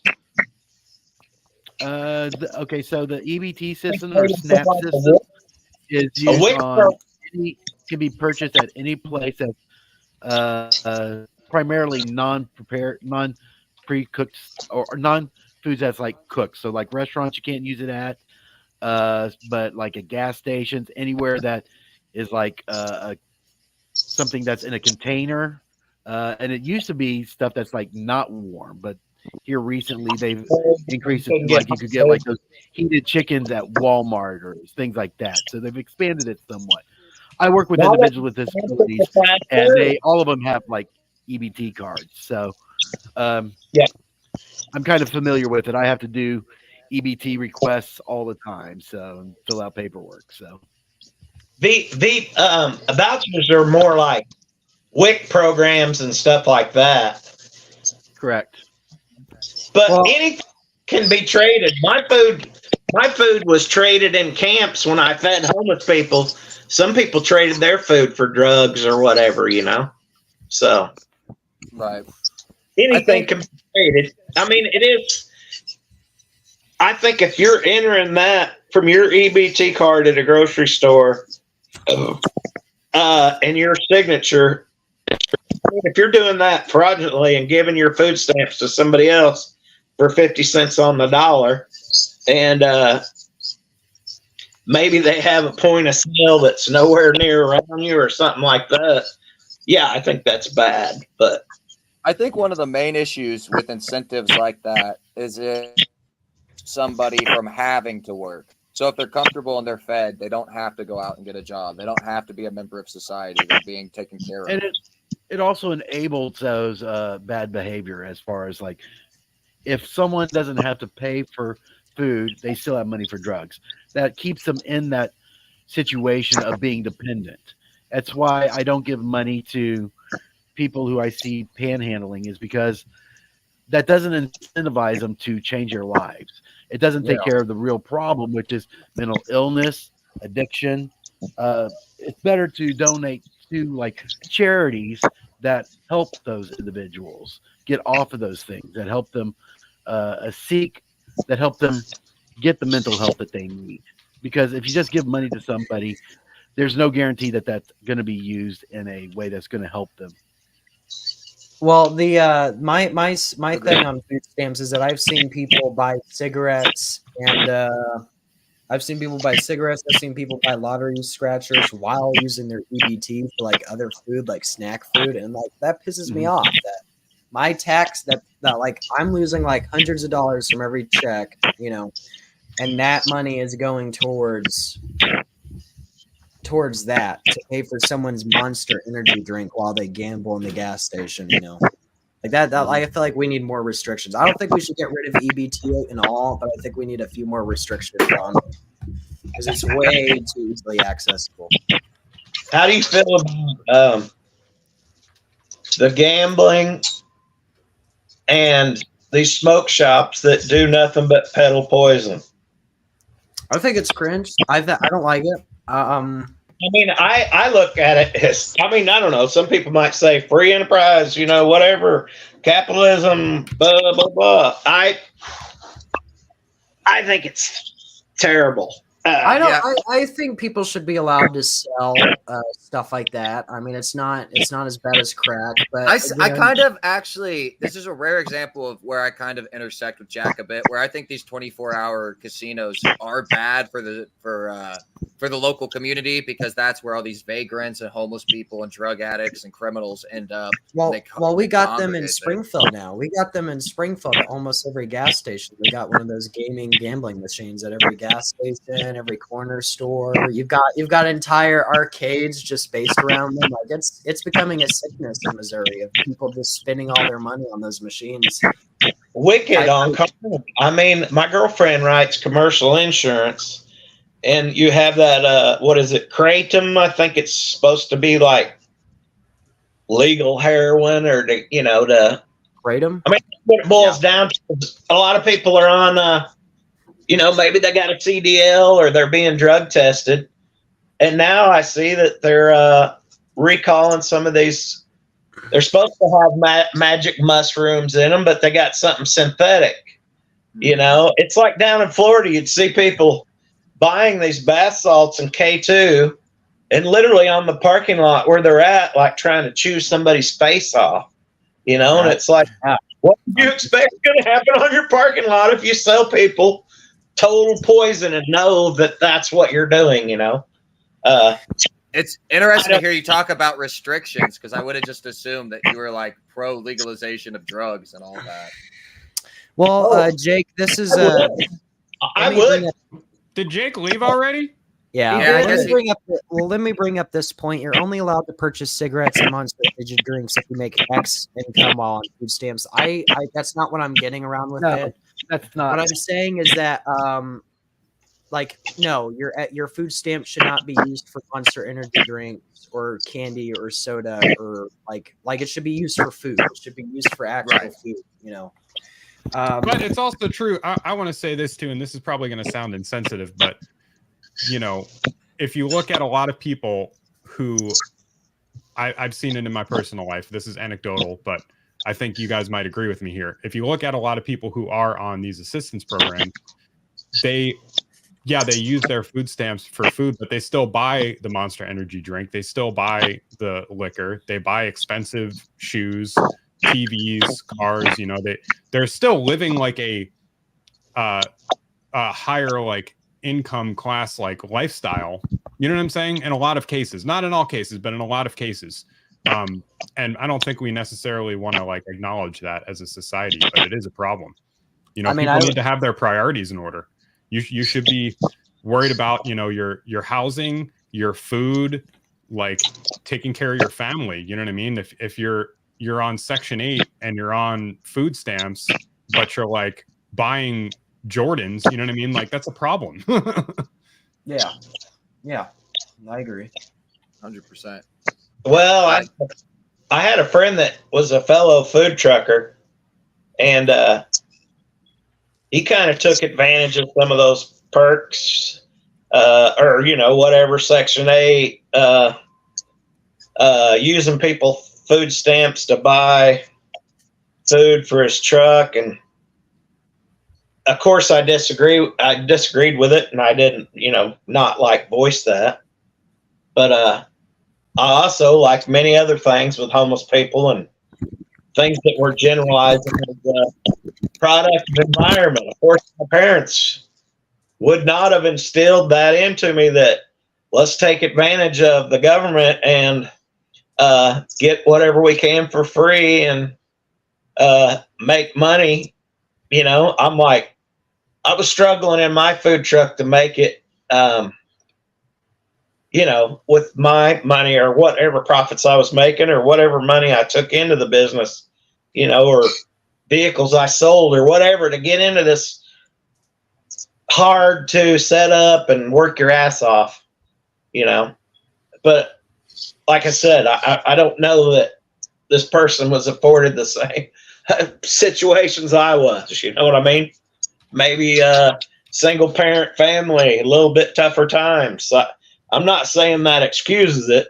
I don't know. So many times people tell me, I'll go to the senior citizen center and people say, well, what do you do? Or, and maybe I mention that I'm feeding homeless people, and this woman jumps up and she just says, they don't want jobs and they don't want this or that. And I gave a bunch of them cans of food and they didn't want it.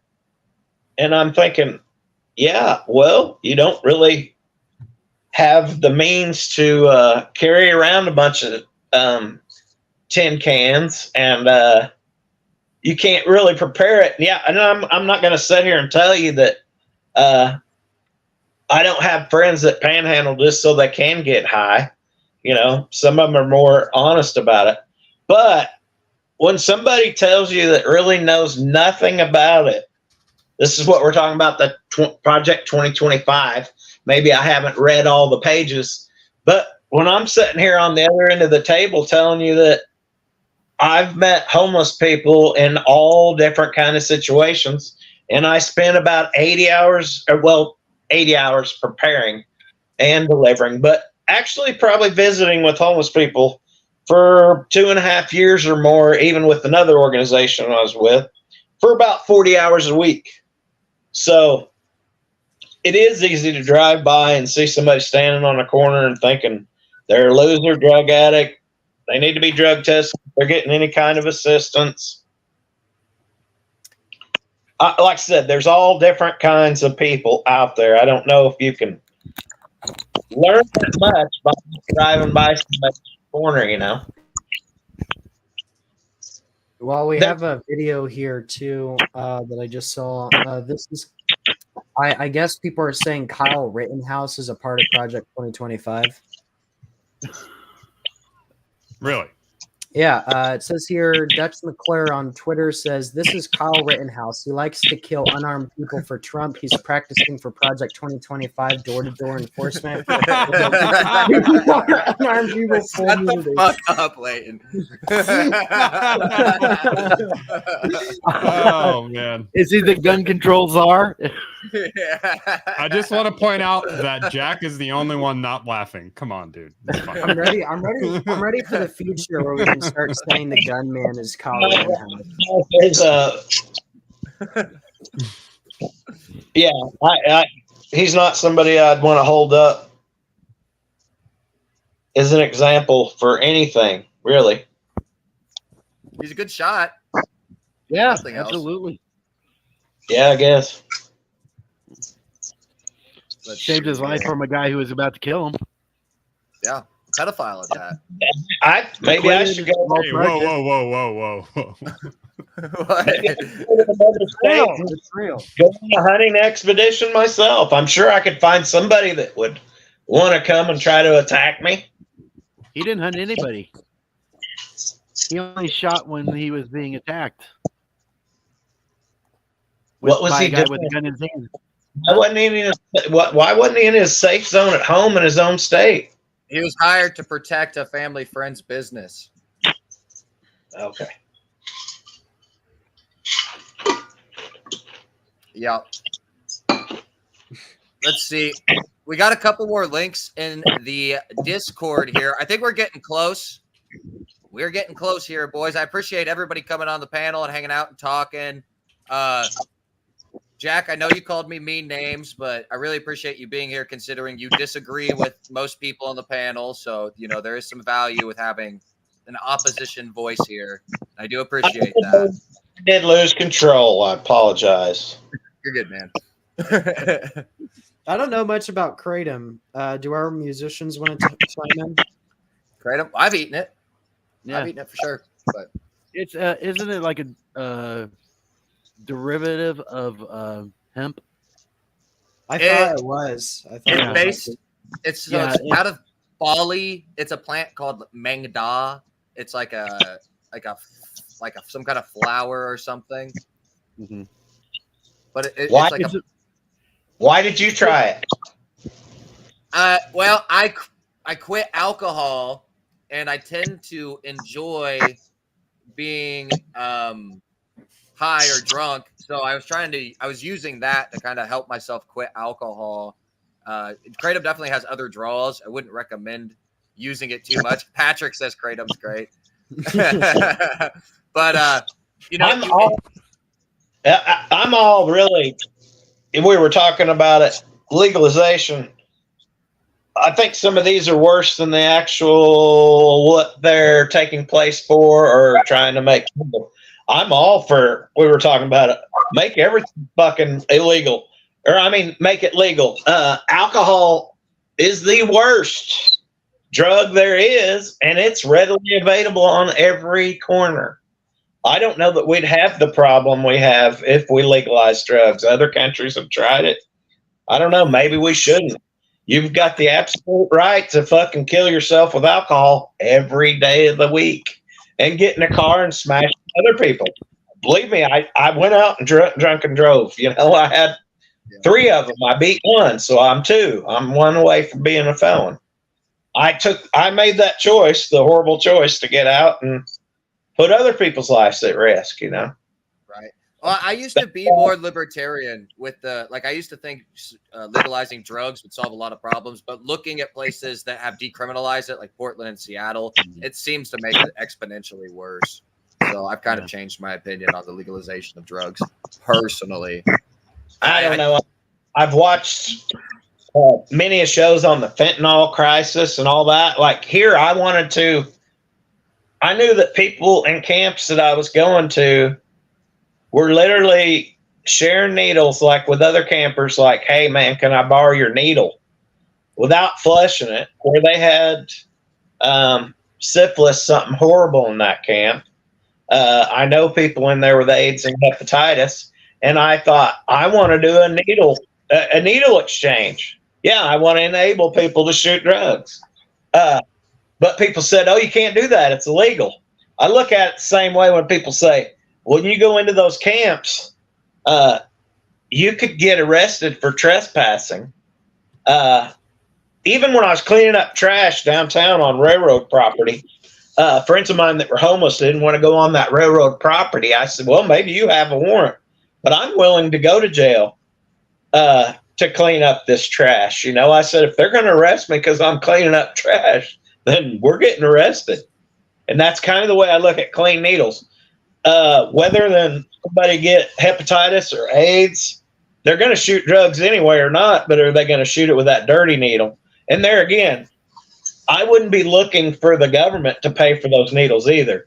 It would be other compassionate people, much like the food people that act like, I got out of paying taxes, I guess, on the food that I purchased.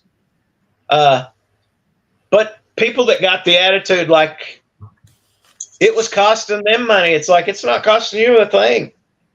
It's compassionate friends of mine that are sending money, So I wasn't buying their food with food stamps, so I don't know.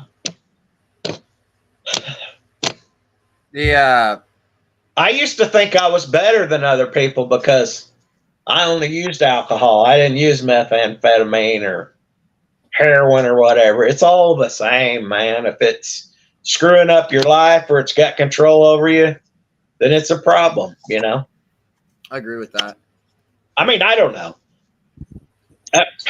Maybe it would be really bad if they I don't know if some people just do it for rebellion, but look how many people we locked up over pot, though. Mm-hmm. You know, and Joe Biden was trying to reverse that. You know. Well, and So, that pot's an interesting example of this because I've seen so many more people in my life start smoking weed since it became legal. Like my own mother, who used to ground me for getting high, I used to get in trouble. She's like the biggest stoner I know now.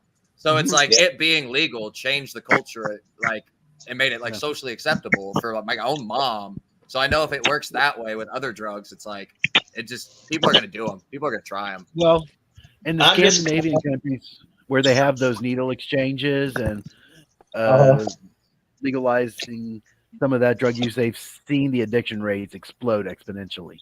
It's actually creating more drug addiction and more dependency. So now the government's having to pay more in rehab services and higher crime rates. Yeah. I think we probably just need to have some tough love, you know, for people. I mean, compassion is not always in the form of just enabling people to continue bad behavior, you know. Maybe we need said enable with the needles. I knew people would have that attitude like they did of me feeding people too, that if I fed people, why would they go and try to buy food, or they can spend all their food on drugs anyway because I gave them food. I don't know. Well, I don't know about that. I mean, there's obviously a difference between food and drugs, but but what I'm saying is, you know, if to be truly compassionate to people like in that situation, you know, like if you're their family member, you have an intervention. It's not a good or a fun thing to do, but it's tough love, and it's you know, you basically are forcing them to address their problem and deal with it. You know what I mean? Like a lot of people don't have that. They don't have the family or friends to hold them accountable.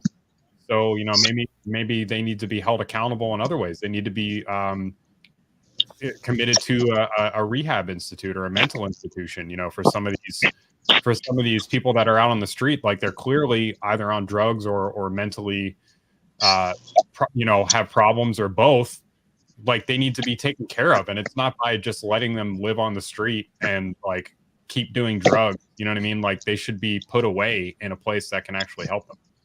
Here's the difficult thing about that is that the difficult thing about just putting people away, because I work with individuals with disabilities, like I said before, to do stuff like that, you have to reverse somebody's guardianship, and that is an extremely difficult process.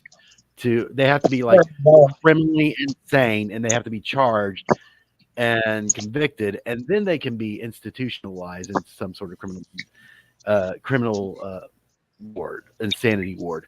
But your average guy out on the street, you're taking away that person's guardianship. You're taking that person's self-determination away, which is extremely hard to do. It's extremely hard to do with individuals that I work with who aged out of the system, who definitely shouldn't have their guardianship, but they have their guardianship because they fell between the cracks. It'll take years just for someone who's everybody's on board, but it still has to go through the court system. Now you got a homeless guy who's addicted to meth, who hasn't done anything really criminally wrong to get convicted. It's a no-win situation. They're going to stay in that situation, and the money that you give them by them panhandling them is going to keep them in that situation. Right. It ends up hurting them. So if you exhaust their options, maybe they'll seek help if they can't get the money from these kind people on the street, off the streets. Right. Yeah. I very rarely ever gave money out to people. But there is plenty of people that I know that would say, I saw somebody, I gave them the money and they ran immediately over the liquor store, which has happened to me before on one holiday when I gave out money.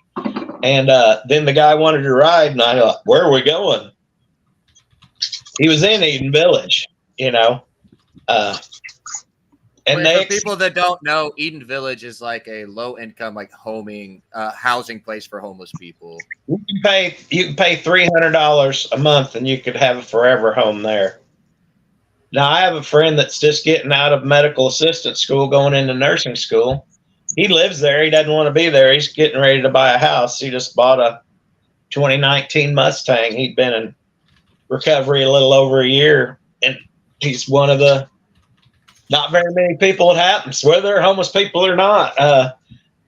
My mentor that has been sober for over 30 years, I've been 20 years, told me he goes, you don't realize the gift you have. He goes, very few people make it in recovery, you know. And I'd had a couple of years clean time before, and I thought, well, I can handle it because I've been clean for 2 years. It was easy for me to quit altogether, but I can't quit at one drink, you know. Dang, like I say, there's so much on the streets to factor into what kind of life they've had or shown. But I will say, I've got with people with different organizations, and a friend of mine over at One Door, she does people's taxes, and she tries to teach them some kind of budgeting with their money, which I thought was laughable, because if you get a housing voucher, it's for $600, which has to have utilities included, and that doesn't really exist much in Springfield. And nobody's going to rent to you with any kind of background or felons, you know. So, like, criminalizing, they're back and forth with this, you know, about whether you're on state property or, you know, however you're living. But giving a $1,000 fine or giving a bunch of felonies is not going to help people to get housing. You know, that's going to make it worse. But most of the people that I know, if I'm to be honest, and like I said, I've sat with a lot of them, so I'm not just generalizing and saying I have nothing to back up the statements I am. Most of the people that I was on the street have been on there at least 2 years, probably more. So they've lived through a winter. They've lived through extreme heat. They've lived through rain, storms, all kinds of stuff. And a lot of them are content with what they're doing, which is hard for me. I mean, I want to yell at them when I go by and I know them, and I'm like, I want to say, hey, this plan is not working out. Now, I don't need to shout that at them from a car, but right. I said, you know, this isn't working. You're not going anywhere. Flying a sign is never going to be a solution to your, you know, I'm worried about you. This leads right back to what Josh was kind of relaying about the mental unwellness and them needing people to look after them. But the only way for that to happen is if they don't have, what were you calling it, Josh? Well, they have to be in some sort of program that limits their freedoms. One, they have to be committed. You either have to self-commit or you have to be committed by the state. And if you haven't done anything criminally to be convicted and charged as someone who's criminally insane, their guardianship, because just by the fact that you turn 18 and no one has guardianship over you, you've got your own guardianship. So your guardianship has to be revoked, and you have to be a ward of the state, which is extremely difficult to do. Right. So a lot of these people can't take care of themselves, and you know that's exactly what Jack was just describing. No sane person wants to live in that situation, unless they are frauds and they're hopping into their car and they're just taking advantage of people. So it's either they're frauds or they're mentally ill, because very few people who've fallen on hard times live in that situation. That's very, very small percentage of people who are homeless on the street who just lost their job. I'm not saying it doesn't happen, but it's not a huge percentage. It's mostly mental illnesses that is the cause of homelessness. I'd heard about this couple that were a plug for people I knew on the street, and I'd never seen them. Well, they are low functioning. They should have some kind of guardianship or something. They would have no way to know how to budget money or get into housing or anything. Well, they at one time had some money from drugs and were getting like cars and living on credit and had housing. And then it all blew up and they're out on the streets. And it is sad because after talking with them, finally figuring out who they were, you know, that I'd heard about them, and here they are. They were genuinely upbeat, but they have no business managing their checks or whatever they get. You know, they just, I don't know. Now they are drug addicts, which, like I say, can happen to anybody. But yeah, it's sad. I'm going to cut in. We got a couple of comments I want to read. Patrick Cap says, I'm happy to give money to sign flyers or panhandlers. I'm no better than them, and I used to do the same. Yeah, the money was scantily spent, but I was appreciative. And now I'm a somewhat respectable citizen of the U.S., and I can see the benefit in helping people that ask. But yeah, they usually spend it on drugs. Yeah. And again, the best way to help those individuals would to be support charities or organizations that provide supports for these people to turn their lives around. That's the connecting grounds. I liked working with them because they have transitional housing and you know, the food banks and all that. They didn't want to do individually hot meals like I was because they go off in so many different directions. We got another comment here. Guys, if you're leaving comments and you're enjoying the stream, do drop a like. Really appreciate that stuff. Jake says they don't make it, quote unquote, in recovery because the drug serves important needs. Address the human needs the drug serves and with less risky strategies to resolve the situation. And he makes a great point. That's a great point. But the person has to be willing to work through that. And again, they need those supports from those agencies and support groups and different programs. And if your $5 is much better spent supporting those programs than giving it to a person who's homeless who's just going to turn around and spend it on drugs. There, a girl I met on the streets with her boyfriend. He was shot. Out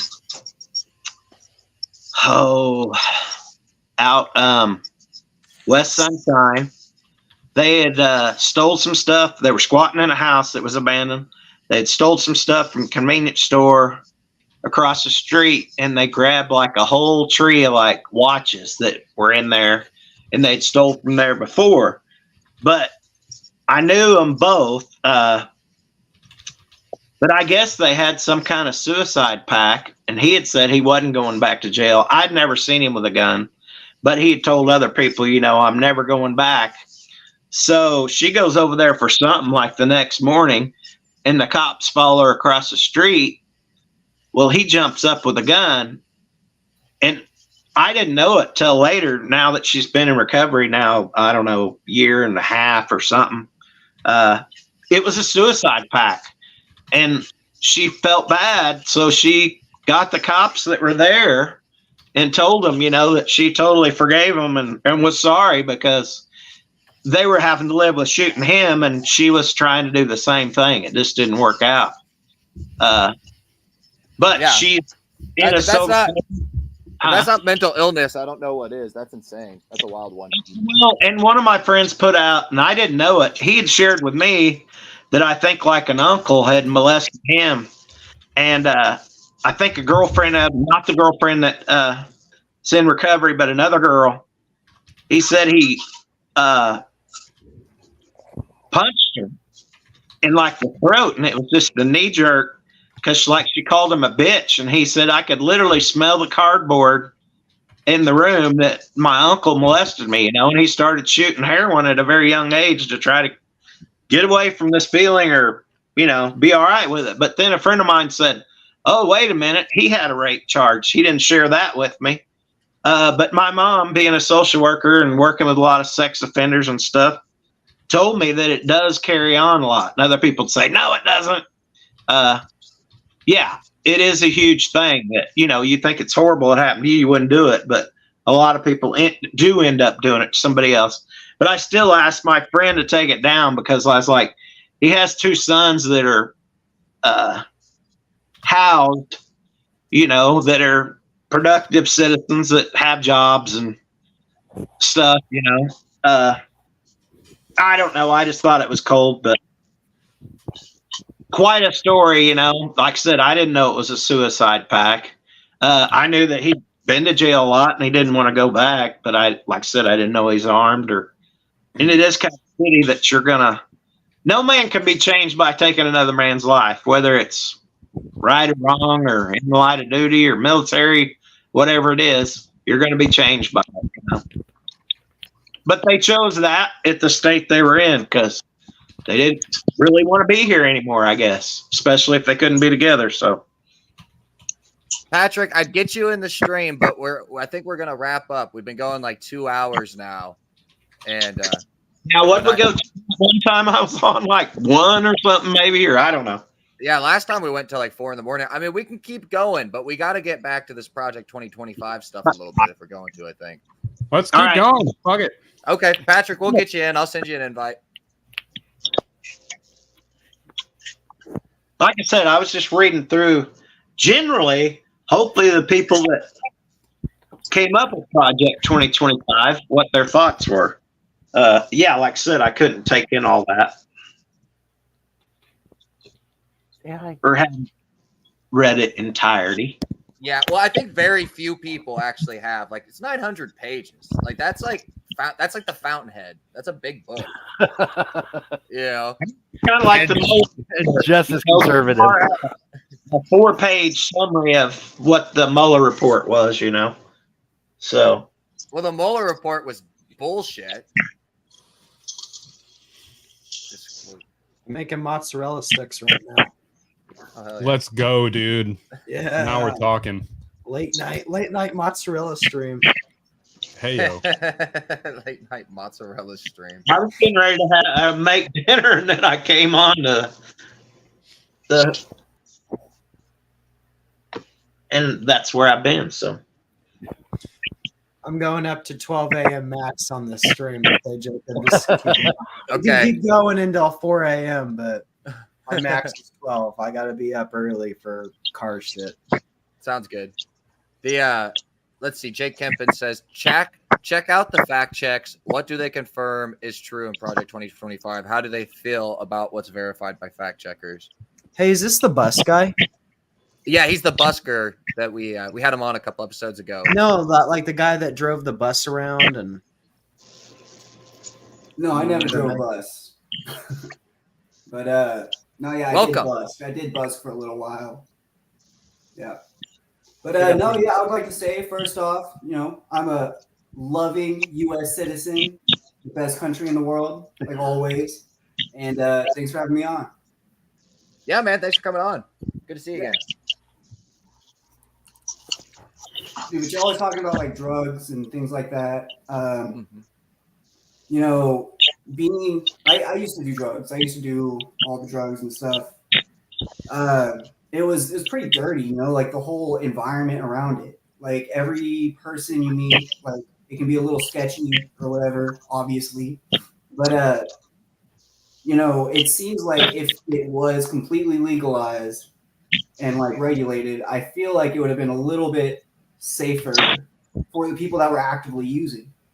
Because like other than that, they're going and supporting gangs and all these other like entities that are not backed by the law, and it kind of fuels a very bad environment. But I guess it just depends on what kind of culture you want. Right. I mean, I'm coming through too loud. Say what? No, your microphone's at a good too volume. loud. Your microphone's at a good volume. I would push back with it where it's like, I think, you know, I understand the government more as like somebody like we've got to make laws and the laws dictate the culture. So it's like, I don't want laws promoting like LGBT like stuff because I think that's bad for society. I think drug use is bad for society, like at large. So like as a society, I don't think it's something we should promote. I think people should be educated about it, but I agree. I completely agree. People should be educated about it. That's what we know about stuff coming up at smoke shops that may not be regulated enough or to be safe. Speaking of drug use, we can't do that on stream. That's not. YouTube will not like that. Yeah, you see what, it's not really stopping anybody. You know what I mean? Maybe I'm just gaslighting him and just saying that YouTube won't allow it. It's legal. Yep. Yeah, but what about when it wasn't legal, bro? Yeah, what if a time traveler was watching us right now? It was, I will say, I don't know, man. It is a tricky topic because, like, when weed was illegal, like, it was a better gateway drug. Like, I feel like it being legalized, it's not as, like, effective as a gateway drug, you know, because when you have to go, like, meet a drug dealer, he's like, yeah, I got weed, but also I've got, like, acid and Oxycontin if you want to try that. But, like, you know, going to the dispensary to get weed, I guess it kind of has taken that element away from it, which is nice. But more people do it, like you said earlier, more people do it. When I walked into the dispensary to get pain patches, I didn't feel dirty like I would going to meet in somebody's house. Definitely, you know, didn't feel that way. Right. I used to have people that would move here and didn't know anybody and would want me to score them weed. And I was like, dude, you need to meet your own people. I was like, I think I was going to have the luck that I don't smoke weed, but I go over to get some from you. And believe me, I knew where it was at. But I was like, I don't want to get caught with that. You know? Kurt, you were starting to say something. No, I was just commenting on what you said about the gateway drug thing. That's probably true. Like if you have to go to or if you get to go to a dispensary, you know, you go to the store and buy it instead of buying it off of, you know, the dude down the street or whatever. It's less of a gateway thing. But you were also saying before that you think more people do it now, like more people smoke weed now. So it's kind of like that, kind of both things happening at the same time, which I see as well. Yeah. And my thing compromise both ways. My thing always with pot, I mean, of course I didn't think we should prosecute people and throw their whole life away because they had some weed. And most people like you, I mean, maybe you did have pounds before it was illegal and were a bad dude and peddling a lot of weed. It wasn't the weed was dangerous. It's the fact that if people are willing to deal in a bale of marijuana, I mean, that's real money. They're willing to kill you over it. You know what I mean? That's right. That's what made it dangerous to me. It sucked that you smoke pot. That I feel like I've got a little bit of faith in humanity because, like, you know, I got completely sober and quit all that stuff. You know, congratulations. I was like on it. I was doing it, and so I mean, like, whenever you get off of it, it's like a learning experience, you know. And I mean, some people can go off the deep end, and of course, I mean, I did, but at the same time, man, I think it's it's gonna sound weird, but it's character building in a way. But yeah, it's definitely an opinion for sure. I feel like getting sober does build character, but it's not the way that I would recommend for people to build character. Don't get addicted to drugs and then get sober to build character. Yeah, I told you, it's not good advice. There's better routes. I get what you're saying, Pat.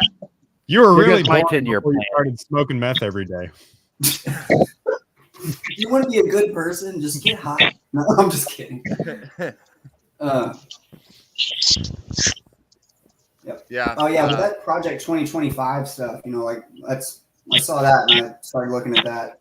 I really don't really agree with, like, I mean, at least that picture that I saw with just like the stuff, it looked like Democratic propaganda that they were trying to put out. And I was like, no, there's no way that Trump would be behind all this and like support it, because it wasn't even far right conservatism. It was just like giving the government way too much power, like giving the government the power to raise taxes for the poor. Like, that's ridiculous. That's not something Trump would ever stand for. Like, he has said over and over again he wants to cut taxes on tips, which, I mean, who is the people that are taking tips? It's usually the lower income, you know, and like waiters, waitresses, bartenders. That's like their whole get up, and it makes sense to cut the taxes off of that. And I think it was really good. But everything that the Project 2024 propaganda said, oh yeah, 25. Well, it is just nonsense. I didn't agree with any of it. Federally regulating like gay marriage and stuff like that, like that should be up to the state. You do disagree with that, Patrick? Oh yeah, I don't think the federal government should have any say in gay marriage. I think that should be up to the states. And right now, I think the federal government is mandating that you have to allow gay marriage, which is ridiculous. Right. I do believe it's a sin, but I don't think it's the government's standing to declare law on what is sin. Unless you're like the Holy Kingdom, and then I mean that's the only one that brings down the law. But I could get behind it becoming a state issue. That would be a step in the right direction as far as I'm concerned. You brought up a good point though, Patrick, about like on the political side of the issue, like how the graphic that you saw was like Democrat propaganda, which is in everything that I've been seeing. It's like, it's like way exaggerated. You can just tell. I mean, I'm not looking at it right now, but you can just tell by the language that's being used that it's supposed to scare you. You know what I mean? And like all the stuff that people are resharing. It's Leighton, will you search Project 2025 and scroll Twitter while Kurt is talking right now, please? Yeah, it's like all over Facebook. It's all over Twitter. And I think the reason for that, like you mentioned the thing with the tips, with Trump talking about no taxes on tips, and he's been really pushing that the past few weeks. And it's a very popular position. It's a very popular policy. And I think that, like Jacob mentioned earlier, again, not talking about necessarily the issues themselves that are in whatever this Project 2025 is, but like the politics Not of that it. one, like Trump is doing very well. He's going up in all the polls. He's reaching more people. He's appealing to more people. Biden is a failing old man that can't complete a sentence, and more people are being exposed to the failures of his policies. And so it seems to me like there's some kind of concerted effort to push out this Project 2025 thing. Like, I mean, nothing happens by accident, certainly in the mainstream media. If you look at all of the major news networks all talking about it at the same time, all saying the same thing, and like the Heritage Project has been around for years. This plan has probably been around for a long time. It's just now that it's coming out because they want it to come out now. They want to control the narrative. They want to change the topic from Biden probably losing the election, to this. Right. So that's what it's all about at the end of the day. Here's what I think the strategy is that they were trying last week. Or a couple of weeks ago, they were after. Hang out on that tab, Leighton. Keep that image up, Leighton. Keep going, Josh. Sorry. Okay, so right after the debate, immediately you saw the CNN commentators talking about, well, maybe it's time for Biden to step down or maybe go in a new direction. Well, looks like the White House is not going to acquiesce to that. So they're either going to have to force him out or create another boogeyman. So I see the Project 2025 being the new push to create the boogeyman. That we are making we've been calling him a Nazi for so long. That's not having any effect because he's going up in the polls. We convicted him of 34 felonies, and his fundraising has exponentially grown. We just can't kill this guy. Let's make people so afraid of his next term that the idea of having a geriatric senile old man who can't string two sentences together without a teleprompter is a better option than what could happen in the next agenda. Dude, my favorite propaganda poster that I saw was a picture of Trump with his hand up like this, and he's looking like Hitler. And like he was like with red all over, and it was just like stating these like demands. And I was looking at that, and I was like, dude, they're still trying to push that Nazi propaganda. Like they've been trying this the whole time, and it's failing because I mean, obviously, most of the country is starting to see. Like at least I hope they're starting to see that it's changing. Like he's not what they're saying. They've been trying to put him in prison for the longest. I mean, all these charges that literally just got the black community to agree, because like they had been through so much of like oppression and things like that, like where they were like, you know what, this guy, he's going through the same thing. And so that it built up the voter base for him. I mean, Biden did the same thing at the debate. He brought up Charlottesville. He brought up, Trump told his friend that Hitler was great or some shit. It's like, what the fuck are we talking about? Like, is this a joke? I mean, I don't think, I hope at least. I mean, the people that are, dyed in the wool, anti-Trump, Trump derangement syndrome, orange man bad, they're going to believe whatever they're told. But, yeah, it's like I think most reasonable people are seeing through that at this point. Do you guys know why you think? Why do you think that he wants you to be able to keep all your tips? So you could spend it, or maybe so you can spend it on essentials like food and rent, or maybe a beer every now and again. And more, I think it seems like everywhere you go, you're pushed with leaving a tip, even if it's fast food or whatever it is. I think it's because they want to make up for the wage they're not going to pay. And Trump's really known for not really wanting to pay living wages or pay people, period. Trump doesn't decide who gets paid a living wage. That's Jack, he hires people. Like when he was building the Trump buildings and other buildings that he was doing, who did he hire to tear those down or work in unsafe working environments? I would assume that he hired contractors who were probably doing the unseemly things. Yeah, like he didn't actually employ those environments. Do you guys know the limousines that were built here in Springfield for Donald Trump? Jack, he's loaded. Yeah. Jack, what would you consider a living wage? Let's just go to unions then. Why aren't any unions supporting Donald Trump? Why did he go to a non-union? That's not true at all. And then try to act like it was a union factory.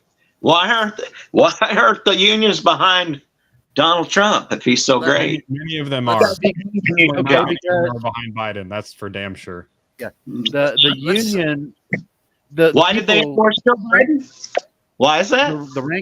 The rank and file. I'm not too familiar with how a union works. I know it kind of like will affect the corporation that is the one that pretty much hired everybody and gave everybody jobs. That's about all I know. Like, Kurt, do you know much about the unions? Working in unions. That's why I had medical and dental and all that. I enjoyed all those things.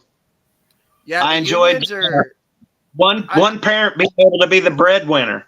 I enjoyed that growing up. You know what's crazy? What was the actual? Where I work at, question, I work at a restaurant called Co-op Ramen in Bentonville, and they give all their line workers insurance and things like that. You can opt in or opt out on it, but it's like a very low level job, but they give you the option. And I think that's really cool. It's up to the company, and I think it's also up to you if you want to work for that company. Yeah, because then you can choose. You can choose like, well, I can work here, I can work there. Well, these guys offer benefits, so that's nice. These guys don't offer benefits, but they pay more. And so that was one thing. The benefits did cut my pay, so I opted out. Yeah, as far as unions go, I don't care if unions endorse Trump or not, because the people one of my friends is in a union. And his coworker that's like deeply involved with this thing and been involved for a long time is a literal socialist. And the union has ties to like the mob back in like the 50s and 60s and stuff. It's like, I don't really care who the union is endorsing or who unions are endorsing personally. That doesn't create any kind of sway. Right, but let me get back to the original thing, because the original thing was the popularity of Trump saying don't tax tips, and then Jack wanted to make it into this whole thing about, oh well, the reason he doesn't want to tax tips is because they actually want to do this and that. It's like we're going down this route. That doesn't change the fact that it's a popular policy that people support, and for you to have your take on it or whatever you want to attribute that to, I mean, that's your opinion. I mean, that's just not, we're just going down a rabbit hole at this point. So I don't see what the point is. I completely agree with taking away taxation on tips. Like the tips, you don't have like a set pay. Like you could make nothing in one day, but then another day you make like $1,000, And so if you put a tax on that, you're kind of putting a tax on the generosity of people. And that's kind of, in my opinion, that's really wrong. Like you can't do that, because if I went somewhere and I chose to tip a certain amount of money, it used to just be cash, and that was untaxable. There was literally no way to do that. Well, now it's like all credit cards and things like that. Right. And so now it's like, now that they have a record of how much money is going to the waiter waitresses, they can finally get a tax on it. It's ridiculous. Well, technically, no matter what job you do where there's tipping involved, you have to claim those tips. Yeah, right. So those tips are going to be taxed somewhere. And the way, so whether it's in your paycheck, from your hourly wage, or I mean, it's coming out of somewhere.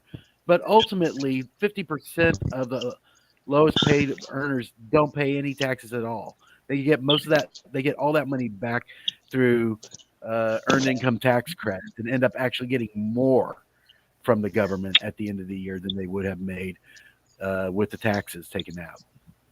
Yeah, Jake, you put up a comment from Jake. Popular equals good ? No, not by default. My point in bringing up the tip thing was that the Project 2025 propaganda is a cover. They need, like what Josh said, they need something to counteract the fact that Trump is becoming more popular and Biden is becoming less popular, and looks like very much he's going to lose the election. Now, anything could happen, but so that's the reason for. That's just one example of things that are happening. There's other examples too, but things that are happening in Trump's favor in terms of popular opinion. That doesn't necessarily mean just because it's popular it's good, but that was just an example of that. To answer your comment. Yeah, I do want to get. Oh wow! Hey, Leighton, are your mozzarella sticks there? Are they done, bud? Yeah, I think that's good. Yeah. Yeah, I do want. Hardly. Dude, he's excited. Yeah, he is. Are we going to see the mozzarella sticks? It's gonna be like one of those short videos. I'm making hot dogs right now, and yeah, he already had the mozzarella sticks on the screen. Oh damn! I wasn't paying attention. Sneaky. Hey. Hot dogs right now because I'm 3D cooking. Is that some kind of dog whistle, Leighton? Yeah. Yeah. Yeah. Hot dogs. You guys ever play the Google racism game? I'm gonna try it right now with hot dogs. I'm gonna Google hot dog racist. Hot dog racist. Hot dog racist. I was reminded because Jake sent a New York Times opinion piece that is titled "Opinion: Tipping is a Legacy of Slavery." So there you have it. I didn't look up that article. Wow. So here I have the top result is the anti-racist hot dog. It doesn't care who eats it. There's an article from Medium called "Racism is like hot dogs: the secret ingredient of systemic racism."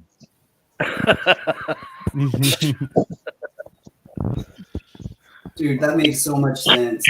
Like they're trying to make everything into a race issue. Everything. No, you can literally do it with anything, like any word or phrase or anything you can think of. Just Google that and then racist, and you'll find something. Divisional Council of Durban Hot Dogs for All, and then put it in German, which gives it a Nazi vibe. Okay. Remember when a black man couldn't purchase a hot dog in the United States?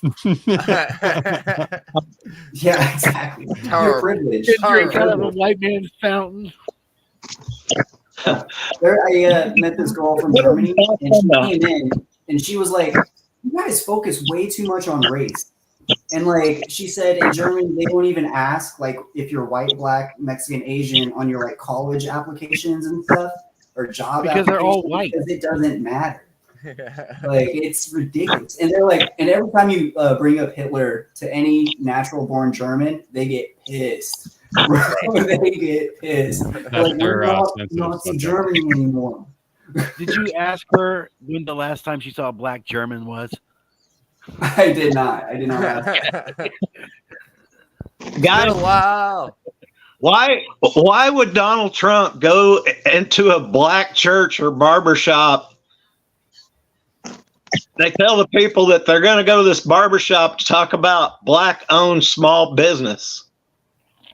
What's wrong with that? Is that what Biden does the same?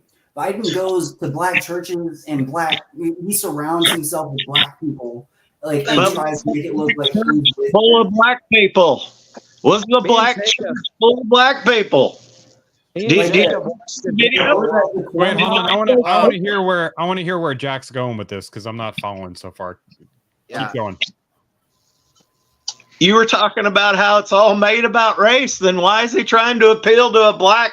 He goes to supposedly an all black church, and there's what, like 7 black people in there? He rents out a fucking church, predominantly black church, and he's got all these supporters. Is that not racist? Huh? Well, I mean, is that not racist? Why wouldn't he go to a black church? Is he not the president of black people too? He rented out a black church. There's 7 black people in it. It's predominantly a black fucking church. I know more than 7 black people that are Trump supporters. So what's the issue, Jack? What's the problem? Yeah, you're talking about everybody making everything racist. No, we're not talking. We're talking about hot dogs being racist. Come on, man. We're not talking about making, appealing to racial groups or whatever. We're talking about literally calling everything racist. That was the joke. Yeah. Well, I mean, me and Jacob, Trump racist because he is. How is Trump racist? Why would you go to this church and try to act like you got all this black support? How is Trump racist? That's the NAACP back in the 80s when they awarded him illegal shit, and you rent it out and act like you got all these black voters behind you. No, you don't. You got a church you rented. Jack, how is Trump racist? Okay, that's not racist. No. Right? How? Yeah, I'm in. Well, how is Trump racist? Yeah.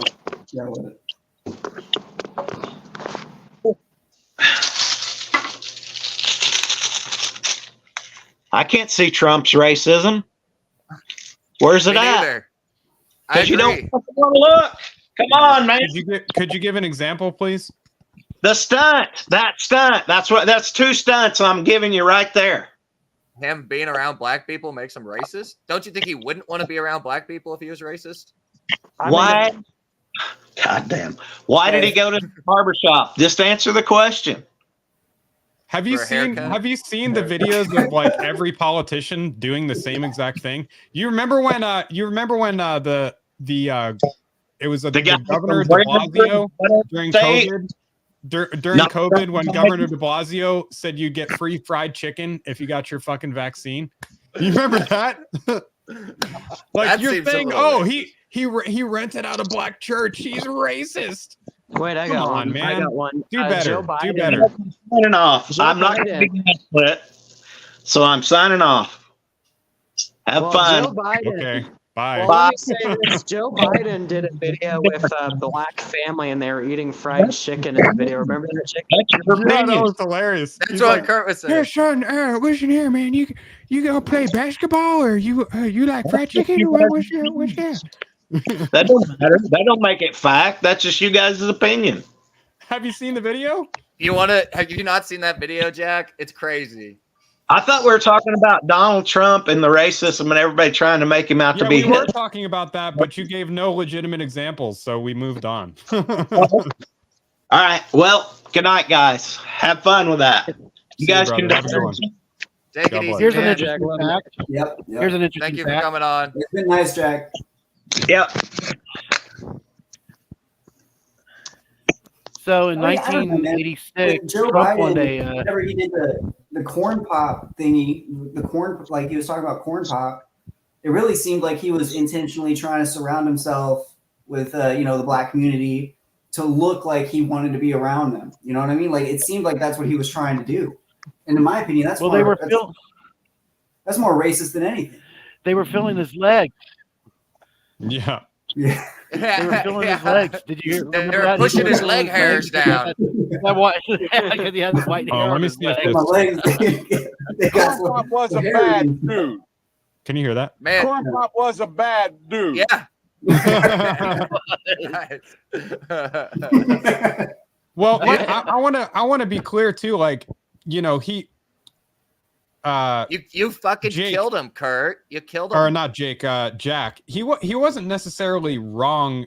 He was wrong about the claim of racism, obviously, but like the pandering thing, I mean, is stupid and cringe. It's like Agreed. Right. nobody should be doing that, but it's not racist. Like that's just stupid. Yep.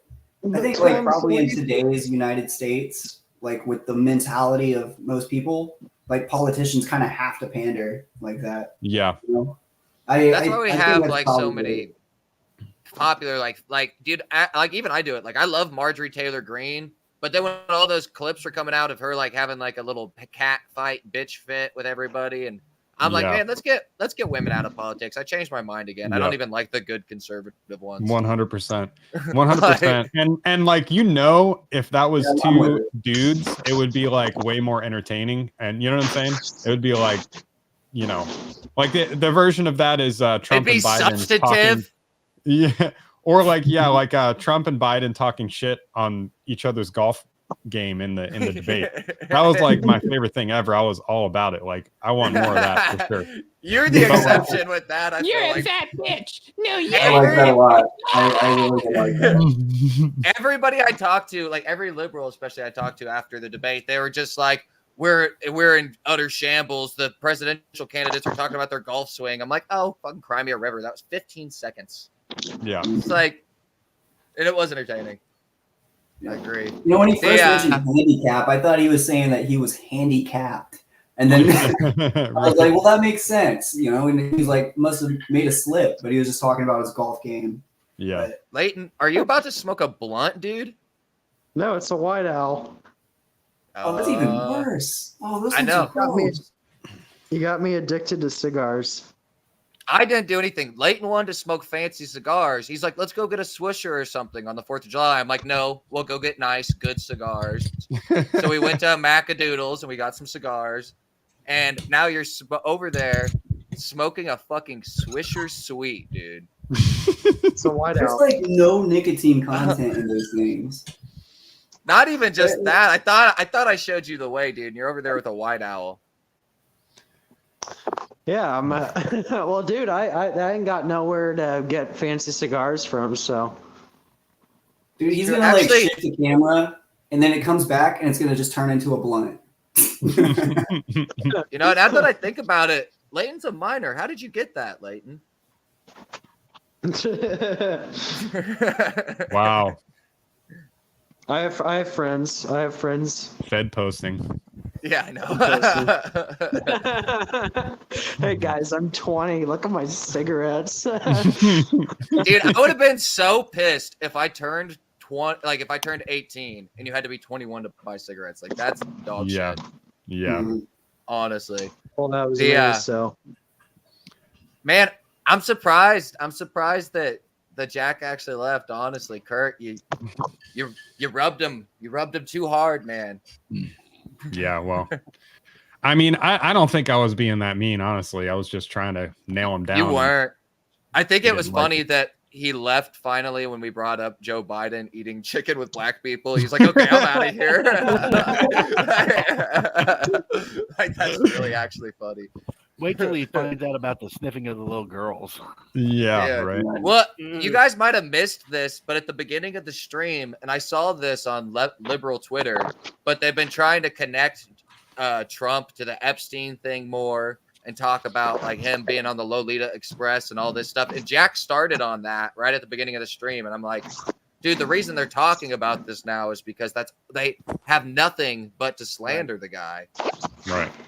You know, and it's funny. It's so weird because it seems like it'd be risky for the Democrats to dip into the Epstein well to like. Yeah, I was just thinking that too. Yeah. Yeah, that's something they don't want to scratch at, really. If they You would think. I guess there's enough protection in just knowing we'll never see the little black book. Yeah. Leighton, They would that's have a to lot release of it fucking hot redacted with like every single other name redacted hot besides dogs. Donald Trump. Yeah, just black lines, Donald Trump, black lines. Donald Trump. Well, hey guys, I gotta head out. It's getting late. Hey, it's good seeing you, man.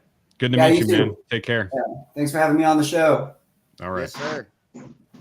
See you next I'm time. making a gnarly concoction right now. Dude, are you gonna have a are you gonna microwave? boil those French fries? No, I'm boiling the hot dogs and I'm cooking the French fries. Oh, that's the way to do it, right there, dude. Yeah. Honestly, I'm fed posting by showing my cigarette. I've been like vaping on stream since the stream's begun. Like not even this stream. Like the first episode, I was vaping. Nice, dude. Very cool. That's very, badass. Yeah, very hip. I'm very cool. Badass, dude. fucking sick, man. I love it. Shit, boys. That might be a good fucking- place to wrap it now that Jack is gone. We don't have anyone to yell at. Man, yeah. I wonder if he'll come back on. It's probably doubtful. It's hard to get liberal guests, man. But he hung around a long time. Maybe we can get Kempin on again sometimes. I want to do a panel, like have more kind of panels. This was fun, but I don't know. Do you guys want to like fucking shout out where people can find you or anything like that? Nah. Okay. I do have a final video. Leighton. What exactly does he have in that vape? Fucking PCP.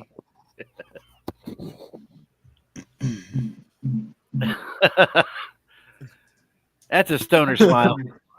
He doesn't No. smoke. I've tried to get him high, and he's scared of it. He's like, I got high one time in high school. I accidentally hit somebody's cart because I thought it was a vape, and whoa, buddy. I'm like, okay, we don't have to get high. That's fine. Hey. Whoa. Leighton, you're fired, dude. Play the final video. Oh yeah. Oh, that's great. Let me find it. Where's the Google Doc? I don't know. There it is. I really Final do video, appreciate is you it guys the Scotland one. fucking hanging out. This has been fun. Yeah, it's the Scotland one. It's the Scotland one. Right. Let's replay If you're it. going to post this, can I just say one thing? Aye. Say it, be nice. Right. Run, and you may live. Fight, and you may die. And run! But lying in your beds, at least a while, would you be willing to trade all the days from this day to that for one chance, just one chance, to tell our enemies that we may take our lives, but they'll never take our freedom! Come on, brother! Nice. God bless the Scottish, man. I'll tell you what. All right. Thank you, everybody, for watching. Thank you guys for coming on. Till next time. Bye. Bye.